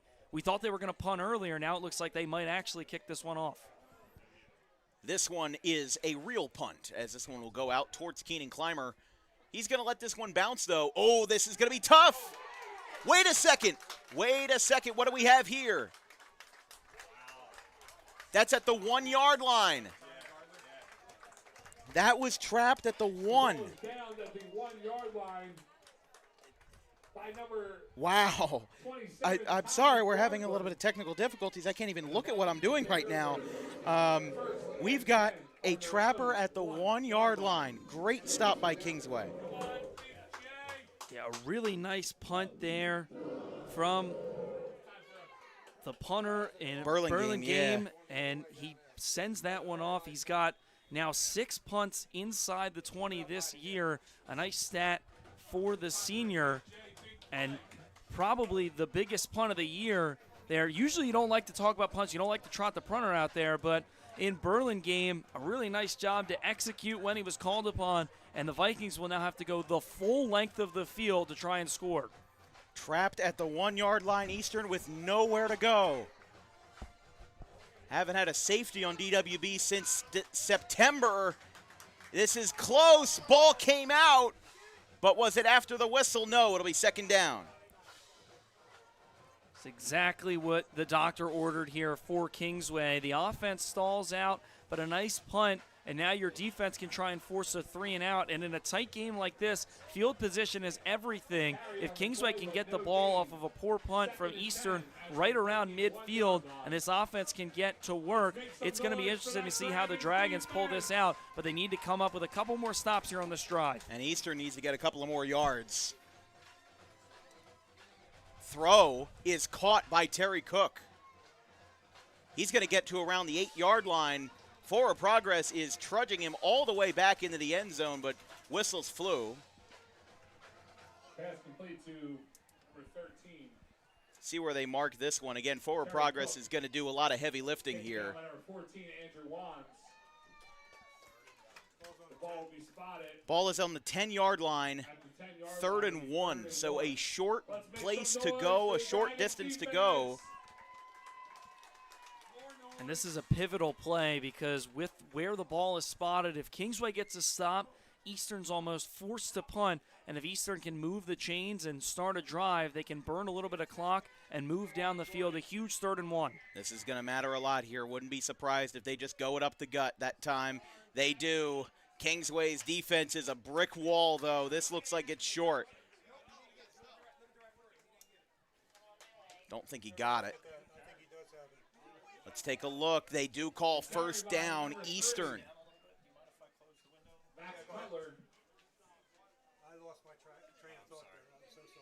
First down, Eastern. They're able to convert on a short rush. So a gain of 2, and considering the fact that Eastern was at their own 1-yard line, what a turnaround for the Vikings. Now here comes another rush. Not going to get anything that time. Again, we talk about the philosophy of if it ain't broke, don't fix it. Right now, it's not broke, but they don't know how to fix it either. I mean, right now this just seems like a really stagnant quarter. Kingsway had one drive. It ended in a punt that was trapped at the 1. Just crazy, crazy stuff here in Kingsway in what was already an unexpectedly high-powered first half. Here's Risseri, throws right side. It is picked off. J.D. Johnson has it, and he will kneel at the 25. Kingsway, turnover.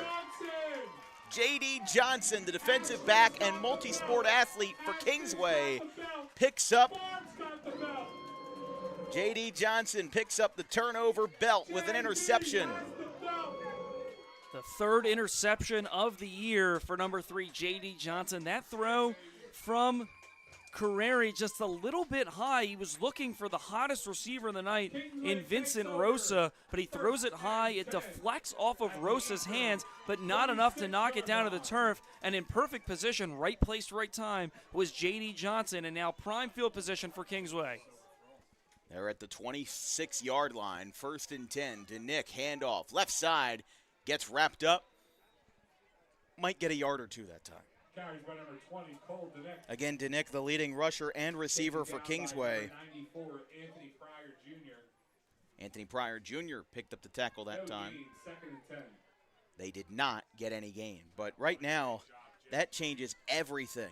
Eastern looked like that they were going to be right back to their old selves. Drive, drive, drive, methodical driving. That's how you described it, Jake, in the second quarter. That's how they got their first score, their first 7 points. And then from there, it was smooth sailing.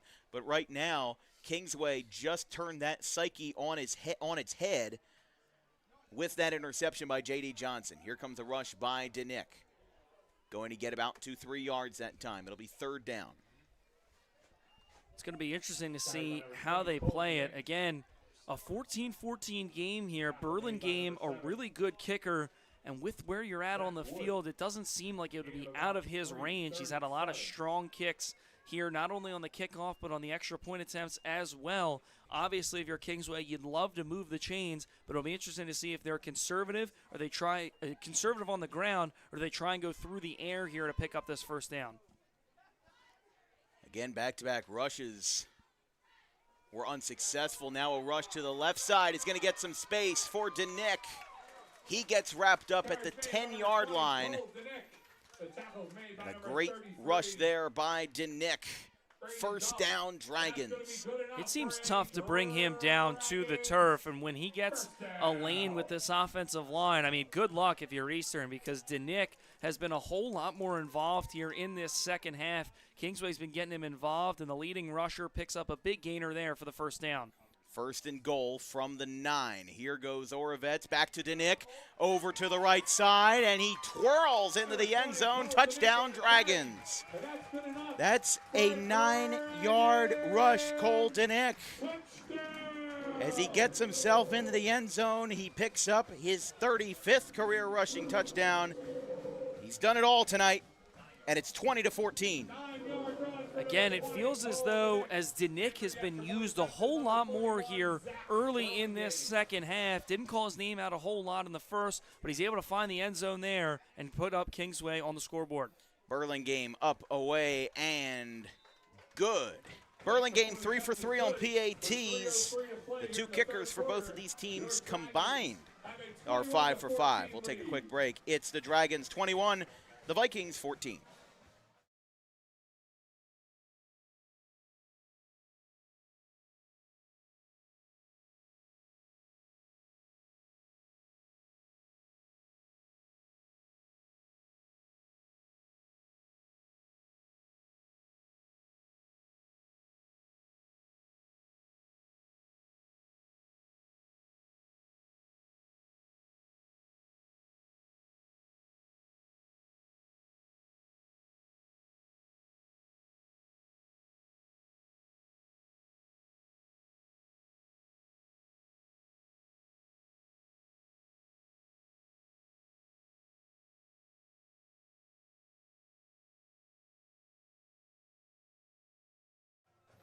Kingsway 21, Eastern 14. Coming to you live from Anthony Barchuk Field in Woolwich Township in the backwoods of Gloucester County. It's Eastern of Voorhees, 6-3. This kick is going to roll, and a wise decision by Terry Cook to let that one roll out 3 or 4 scores. But Eastern comes into this second half. They had a lot of resiliency in that second quarter, and they now find a way to get themselves still in a 1-score game with 3 minutes to play in quarter number 3. Well, they were able to capitalize on a bad throw. J.D. Johnson, right place, right time, and now it's going to be interesting to see how does Eastern respond here. We will see indeed how they respond. They send Cook in motion out to the left side. Cook's got some wheels. He'll get about 3-4 yards. Some flashing lights down there over on the far side of the field. Maybe some construction or something going on beyond the field of play, but almost like a pyrotechnic show here at Kingsway. Just like at Pennsville, you have the LED light for the touchdowns. Although those lights do look like they might be LEDs, but they don't have the flickering ability that Pennsville does. We'll be there tomorrow night, 7 o'clock kickoff from Lou D'Angelo Stadium between Shalleck and Pennsville in South Jersey Group 1 action. Salem County versus Salem County. Right side for Cutler. He's got to move forward. Oh, and he gets clotheslined. He got hit 6 ways from Sunday, and Kingsway picks up another big stop. J.D. Johnson, who just had that interception, now gives them the business on the defensive side, and it'll be 3rd down and 5. A whole lot of black uniforms blowing that play up. Max Cutler, by the time he looked up, he was already back down on the ground as he tried to move the ball up the field. A huge hit right in front of the Kingsway sideline, and now a 3rd and long here for Eastern. 3rd and 5 from the 25. Eastern left side. Pass is tipped and incomplete. That will be a nice break up by Kingsway as a litany of Kingsway defenders rushed to aid on the left side, and it'll be 4th and 5. Well, it looks like they're bringing Cutler out, which means that they'll probably get the punter out. Well, Andrew Wands there showing a little bit of magic on the far sideline, breaking that pass up. A big play there for Kingsway, and it looks as though it'll force Eastern to punt. They have faked once before right around this part of the field. Something to keep an eye on. Both teams have run fake punts in this game. 1:32 to play. You definitely are right that the fake punt has been interesting. That's a good backspin for Kingsway. They'll fall on it at the 46. Eastern would have definitely liked to have a little bit more bounce on that play, but instead Kingsway up by 1 score has a chance to go up 2 scores at their own 47. I mean, they've had great field position for almost all of their drives. They have really only had 1 drive where it wasn't ideal, and that ended with a punt. But Eastern, they haven't been as lucky. They started one of their drives earlier this quarter at the 1-yard line. I mean, it was interesting, but I'll tell you, from the fake punts to the big hits, it is mischief night in New Jersey, and there's been a lot of mischief on both sides here tonight in a 21-14 game. I'll have to check my car after the game, make sure there's no broken eggs. Left side, rush by Mason Bryan. He gets wrapped up. He'll get taken out of bounds for a gain of 2. And for Kingsway, clock ticking down, about a minute remaining here in this 3rd quarter. If they can burn some clock, go down the field, and take some time off, and they get a score, it feels like they could really try and put this game away and out of reach of Eastern. Because, again, if they burn some time, it'll be a 2-score game, and that's tough to come back from in the 4th quarter. Well, with Eastern, they have come back from 2-score deficit, but in the pressure of a 4th quarter, that pressure will be tenfolded.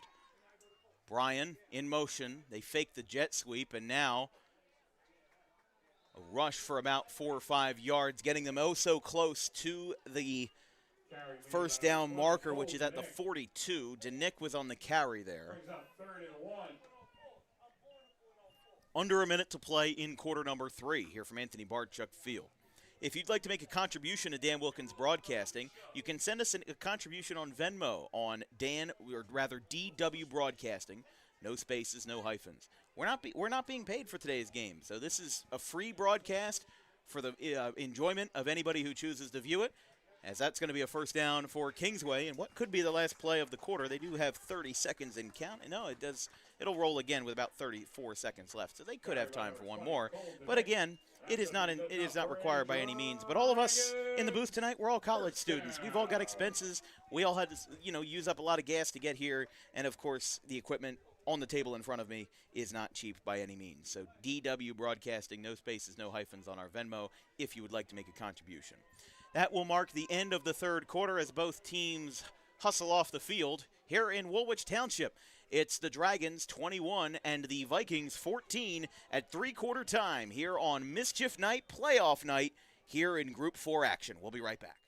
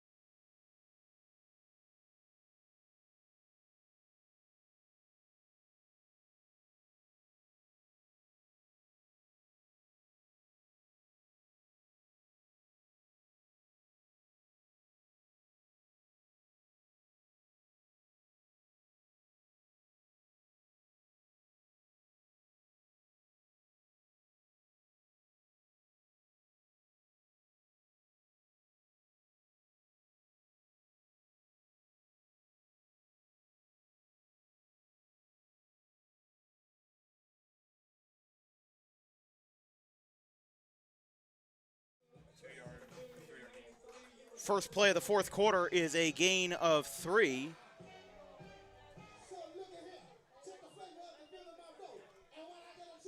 And Kingsway leads by 7 points. It's just been all simple plays for Kingsway so far in a game that they led by 14 at one juncture. And they now lead this one by 7 after Eastern came back. It was 14 points for Kingsway in the first, 14 for Eastern in the second, and now Kingsway with a strong offensive and defensive performance in quarter number 3. On second down, they do get this one close to the line, and it is enough for a Kingsway first down. And Danick has come alive here, the leading rusher for the Dragons in this second half. Scored a touchdown in that third quarter, the one that has put Kingsway up on the scoreboard by 7, but it seems as though his runs have been getting stronger here as this Vikings defense gets tired now in the third and fourth quarters, and it seems as though it takes not just 1, but 2 or 3 white jerseys to bring down number 20 in black. Right now, Colton Nick has been the player to watch for a player of the game consideration tonight as he gets another handoff. This one, a short dive. Eastern falls on top of him right away, keeps him on his feet. And it'll be second down here. I mean, Danick is just that guy that is going to start and resume.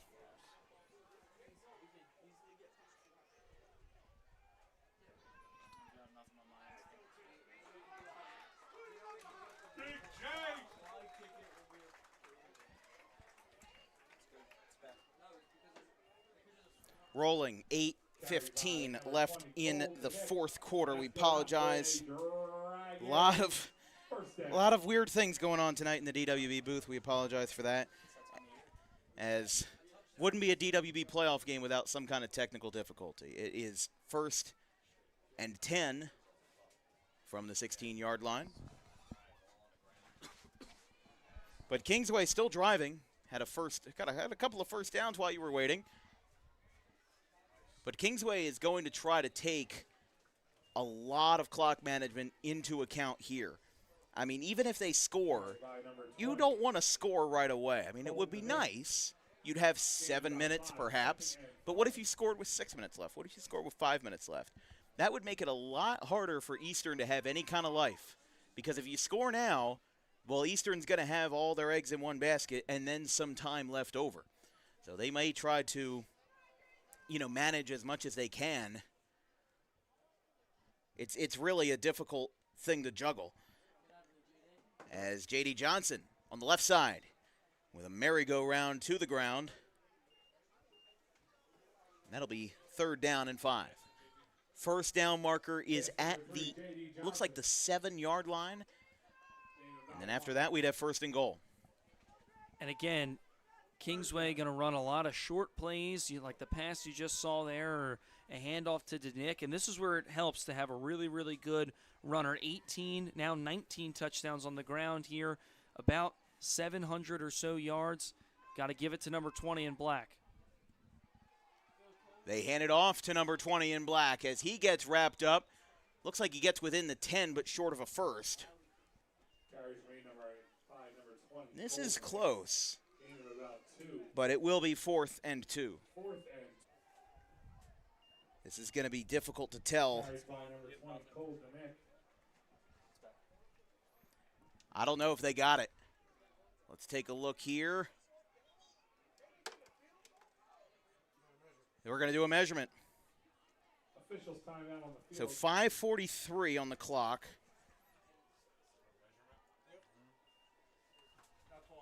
Trying to laser in on the ball here. I'm not sure, to be quite honest with you. It really depends on where they spot this ball, and that's such a big play because if Eastern gets the ball back, they're right back in this game. We've seen them score with big chunk plays. Their 2 touchdowns have come from big passes down the field. It all comes down, they say football's a game of inches, and that couldn't be more true than right now.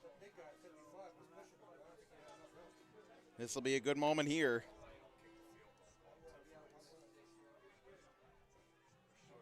Players blocking our way. That is short. Eastern was cheering on their sideline. Turnover on downs. I really have to ask why you don't kick the field goal there. Well, especially Eastern. I mean, I'll just say. I mean, Eastern doesn't really have. They have a kicker, but they don't have Zach Burlingame. And if they go up by 2 scores, that's a 10-point game. He's got room! A 10 versus a 14-point game makes a whole lot of a difference. So we'll just have to see what they've got with just under 6 minutes left. As this one's a pass. Oh, it's incomplete. So close that time for Eastern. As it goes over to Vincent Rosa. Just off the hands of Rosa, who's hauled in some big gainers here today, has the 2 touchdowns, the one of 82 yards, but he's unable to hook up with Carreri over the middle of the field. And props to Nick Carreri because it wasn't the greatest of snaps. In fact, it hit off his hands, it dropped to the turf, and he was still able to pick it up, corral it clean, stay poised in the pocket, fire a strike down the field, just dropped by the receiver over the middle, and now a 2nd down with Eastern backed up. 2nd and 10. Carreri on the edge of the goal line. He's now going to run. And he takes himself out. But we think we've got a flag down. We've got a 2nd flag down. We've got 2 flags on opposite sides of the field. One came in from the near sideline rather late. I don't know if they saw the same thing and threw their laundry in unison, or I think we got a block in the back coming. I believe you're correct, Dan. It looked as though, I mean, Carreri did a nice job of avoiding the block, avoiding the sack and getting down the field, and he would have picked up a 1st down, but he got a little bit of help from a receiver who blocked in the back, and that's a killer there for Eastern. Would have picked up a 1st down, now backs them up in very deep into their own territory. So we have a block in the back. The 2nd foul was a sideline warning against Kingsway. With that being the 1st down, looks like they're lined up at the 10. The 9-ish looks like. After the block in the back, after he would have had a 1st down, now he takes it himself, left side, on his feet. And that's going to be a big stop by the Dragons. Mason Bryan leads on that one, along with Cole DeNick. This isn't Group 1 football like I'm used to, but we still see so many players playing on both sides of the ball, including Mason Bryan, and in that case, Cole DeNick as well. Eastern had their chance, but the block in the back and a nice defensive play by Kingsway and their linebackers will now look like it looks like the offense is still going to stay on the field, and with short time, I mean, you have to. It's do or die right here. 3rd and 7 from the 10-yard line. He's in trouble, and he is wrapped up by a sea of black and red. There's a player down, it looks like. A little slow to get up. Jordan Hernandez with the sack. 4th and 11. What a big break for Kingsway. Carreri was the one to get up a little slow, and it looks as though he's all right. Looks like Kingsway will get ready to field the punt. This is going to be an interesting one because this is kind of what we call the tight punt, where they really don't have a choice but to really shorten the snap. Makes it easier to block. This one is going to roll. Oh, it takes a back spin. It tipped off of a Eastern defender's hand, and they were able to keep it in. So Eastern this will be spotted at around the 26-yard line. That drive went from bad to worse for Eastern. They had everything going for them until they didn't. And then it ended up turning out that Eastern gets a punt that has a really, really rough backspin, and it helps Kingsway in every which way.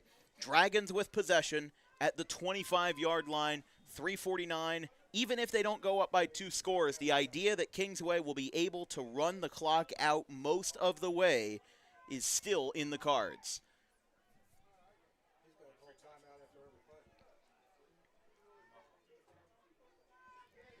would imagine maybe they'll let one, maybe two plays run before Eastern and Lionel Bolin use their timeouts.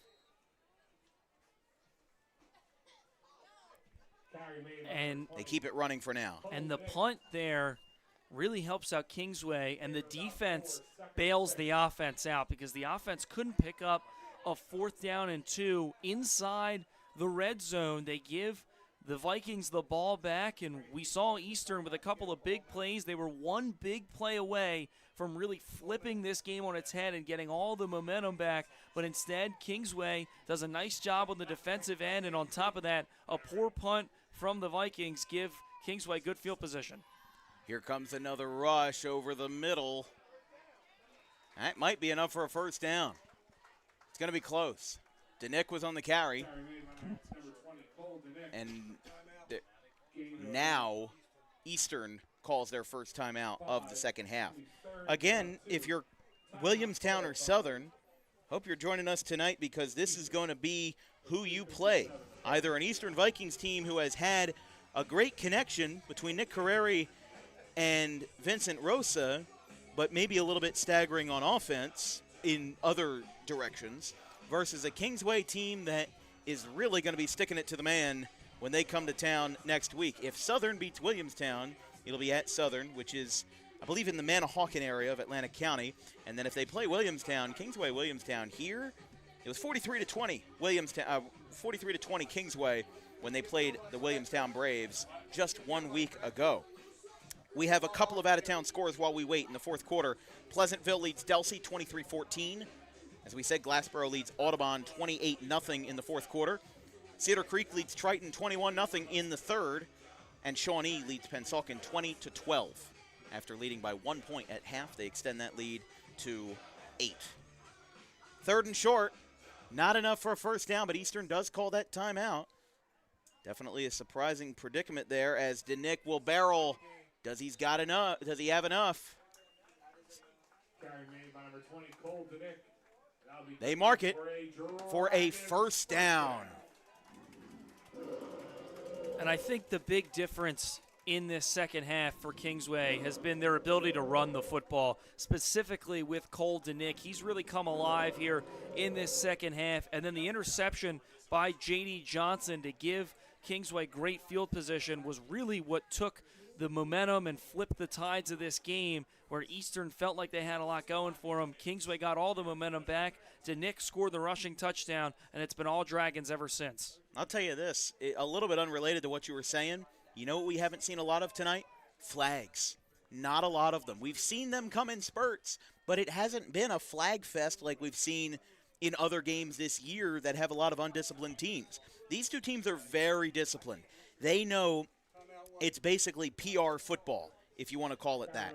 It's basically, we know how to play, we know how to get things done, and it's going to be interesting to see how Eastern adapts, because even if Eastern loses tonight, they still have had a great step in the right direction for Lionel Bolin and the Vikings. In 2022, I'll remind you, they went 1-8 and were 0-4. They played Kingsway in 2022 and 2023. They lost 35-16 in 2022, and the last time these two teams met head-to-head, Kingsway won 28-21 in a year where Eastern went 2-8.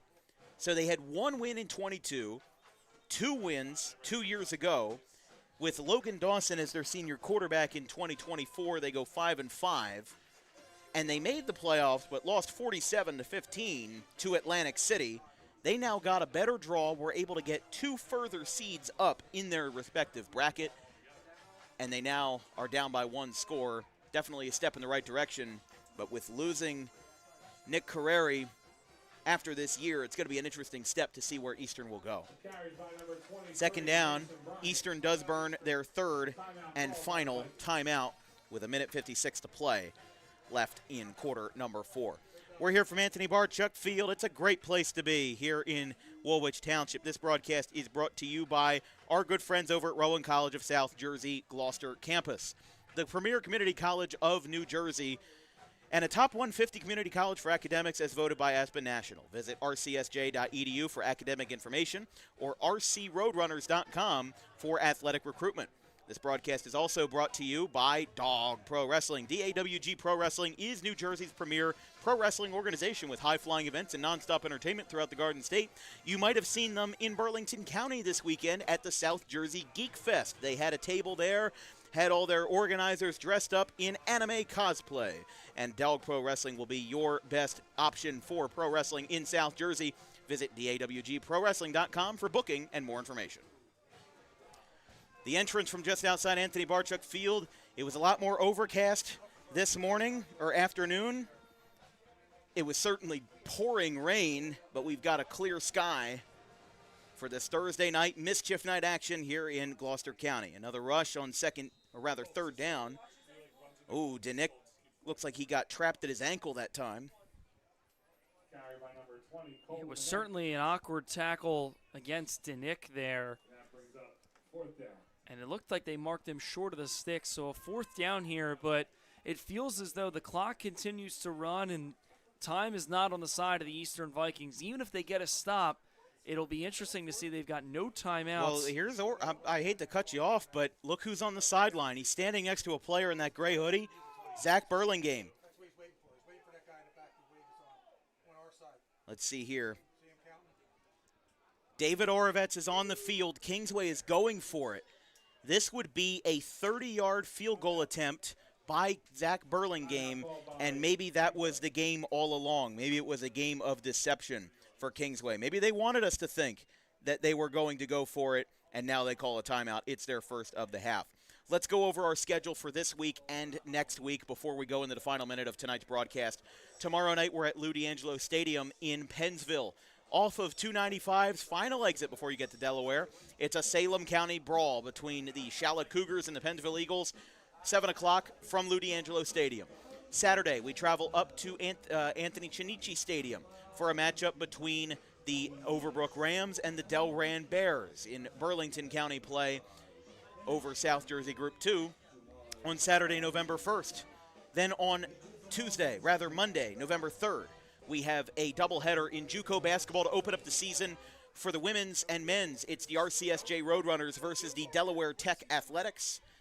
And they're still keeping David Orovets on the field unless the intent is to draw Eastern offside. No, they run a play. Denick, he's short. 4th down. They could have had a field goal of about 27 yards if they took it from where the ball was spotted. And with 1 minute and 4 seconds left, I can't help but think that that is an ill-advised play call. That's another head-scratcher there from Kingsway, especially when you have a kicker in Burlingame who that's certainly within his range. It just doesn't make a whole lot of sense. And now you open You're the not door. that far away from PAT range. You open the door now for Eastern. They're out of timeouts, sure, but there's still time on the clock, and it isn't over until that clock gets triple zeros. In a one-score game, we've seen the Vikings convert big plays. That's certainly an interesting decision made by Kingsway, and you have to hope it doesn't come back to bite them as the offense now for the Vikings comes on the field. They are at their own 5-yard line. Carreri right side fires a pass. It is incomplete. It was juggled out of bounds. Looked like they tried to go back to Rosa, who has the 2 touchdowns on a comeback route, but J.D. Johnson over in coverage had the interception earlier in this game, shadowed the receiver nicely, was bobbled around and dropped, and now, again, Kingsway needs their defense to bail out the offense yet again after not going for the field goal with Burlingame, and the door is now wide open now here, or at least slightly creaked for Eastern. This one's a low snap. Carreri in trouble. He's sacked. It looks like he's in the end zone. Safety. And that should do it. Eastern had a little bit of life, but after an incompletion for the 3rd time this year, we have a safety, and that should be good for a 9-point Kingsway lead, and it should be good to let these fans in the red and black breathe easy, because they were not breathing easy. But you basically got 2/3 of a field goal by accident. Yeah, you certainly did. And I don't think it was by accident. I mean, that defensive front, that front 7, bringing the house there for Kingsway. They do an excellent job. Carreri has nowhere to go except down in the end zone. A big, big play for the defensive line there for Kingsway to ice this game. And again, a couple of head-scratching moves to keep the offense out on 4th down, but it doesn't matter. The defense bailed them out once, and now they bailed them out yet again to ice the game here in Woolwich Township. This is the 3rd safety of the year on Dan Wilkins Broadcasting. Our last was on September the 6th in a Saturday game between Morris Catholic and Gloucester Catholic, a game that ended 49-0 in favor of the Morris Catholic Crusaders. So this will be a free kick from the 20. Actually, where did they have the T? I thought it was the 20 for safety free kicks. So it can be punted or drop kicked, Doug Flutie style, but we'll have to see. Have to see what they go for here. Don't let them line up that way. Gotta have 4. Let's take a look here. Eastern.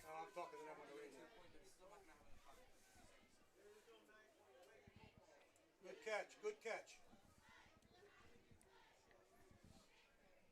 And again, seeing there what Eastern's going for, making sure that everybody's lined up correctly. They just they have to have 4 players on each side of the ball at least.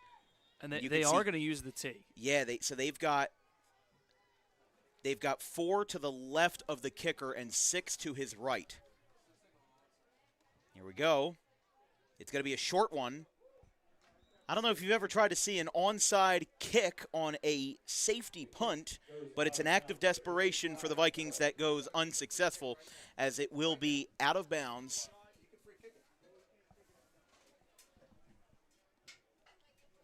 As man, what a heartbreaker. I mean, a safety to end your season. I mean, Eastern had a great season, and it's certainly a lot better than the days of 2022 when they went 1-8, 2-8 just 2 years ago. Eastern has come a long way. Eastern has come a long way in recent years. And it looks like now, yeah, so it looks like they will not opt for a free kick. Instead, this will be victory formation for David Arvets. They have to snap it at least one more time as the fans stand here on a Thursday night. We weren't sure how the scheduling would work for South Jersey football. Which schools would want to buy an extra day of rest to avoid playing on Halloween? This was one of the schools that did. And Kingsway at home with a 9-point victory over the visiting Eastern Vikings to win this one on Thursday night, October the 30th. Final score, 23 for Kingsway, Eastern 14. As wow, what a night for Kingsway, as it was a nail-biter. In one way, it was a heartbreaker. And at the end of the day, Kingsway will have to decide where they will play tomorrow. It won't be in their hands. It'll be in the hands of tomorrow night's matchup between the Williamstown Braves and the Southern Rams. You can imagine some Kingsway players might make a trip down the Atlantic City Expressway to visit Southern tomorrow. And that's one of the good things about playing on Thursday. They might have that luxury of going down the hour trip to see Southern and Williamstown to see who they will play on Friday, November the 7th. Jake, let's turn this camera back around and face us, because this was a game that definitely perplexed me in some ways. It was entertaining for sure, but it definitely had some perplexing elements to it that really threw me off. For example, Zach Burlingame not being used there for the 2 field goals. They could have had one early in the 4th quarter and won it. It would have gone up by 10 points, but instead they don't go for it on the second time, leave the door open for Eastern, and at the end of the day, it didn't matter too much because of the safety, but just some interesting moves there at the end of the game. Yeah, it certainly was, and that's something that you're able to win this game, but if you play like that later down the line, it might not work out in your favor for Kingsway. They're able to get away with it here against Eastern, and again, I can't say it enough, the defensive front bails out the offense. They tried to pick up a couple 4th downs on the ground. They were unsuccessful. The defense forces a 3-and-out. Kingsway gets the ball back. They try it yet again, and they get stuffed right around the line of scrimmage Eastern has the ball with about a minute left. The doors creaked open, and it was slammed right shut by that Dragons front seven. They bring the house. They're able to get a safety and ultimately ice the game. But again, a couple of head-scratching moves to not use a kicker who's got range in Burlingame and keep the offense on the field, but nevertheless, it pays off, and all that matters now at this point in the season are winning and moving on and keeping your season alive, and that's exactly what Kingsway was able to do here tonight as the 3 seed at home against the 6 seed in Eastern. Yeah, I mean, listen, Eastern played a good game. I think that the fact that their second quarter was the only quarter that they scored in surprised me. If you told me that they would have had 0 points in the second half after having as good of a second quarter that they did, that would have surprised me. But when we talk about hindsight, hindsight is 20/20. And when you talk about how Kingsway's defense was, they were good with everything. And they looked so good through the rest of the night that it just was something that Eastern could not overcome.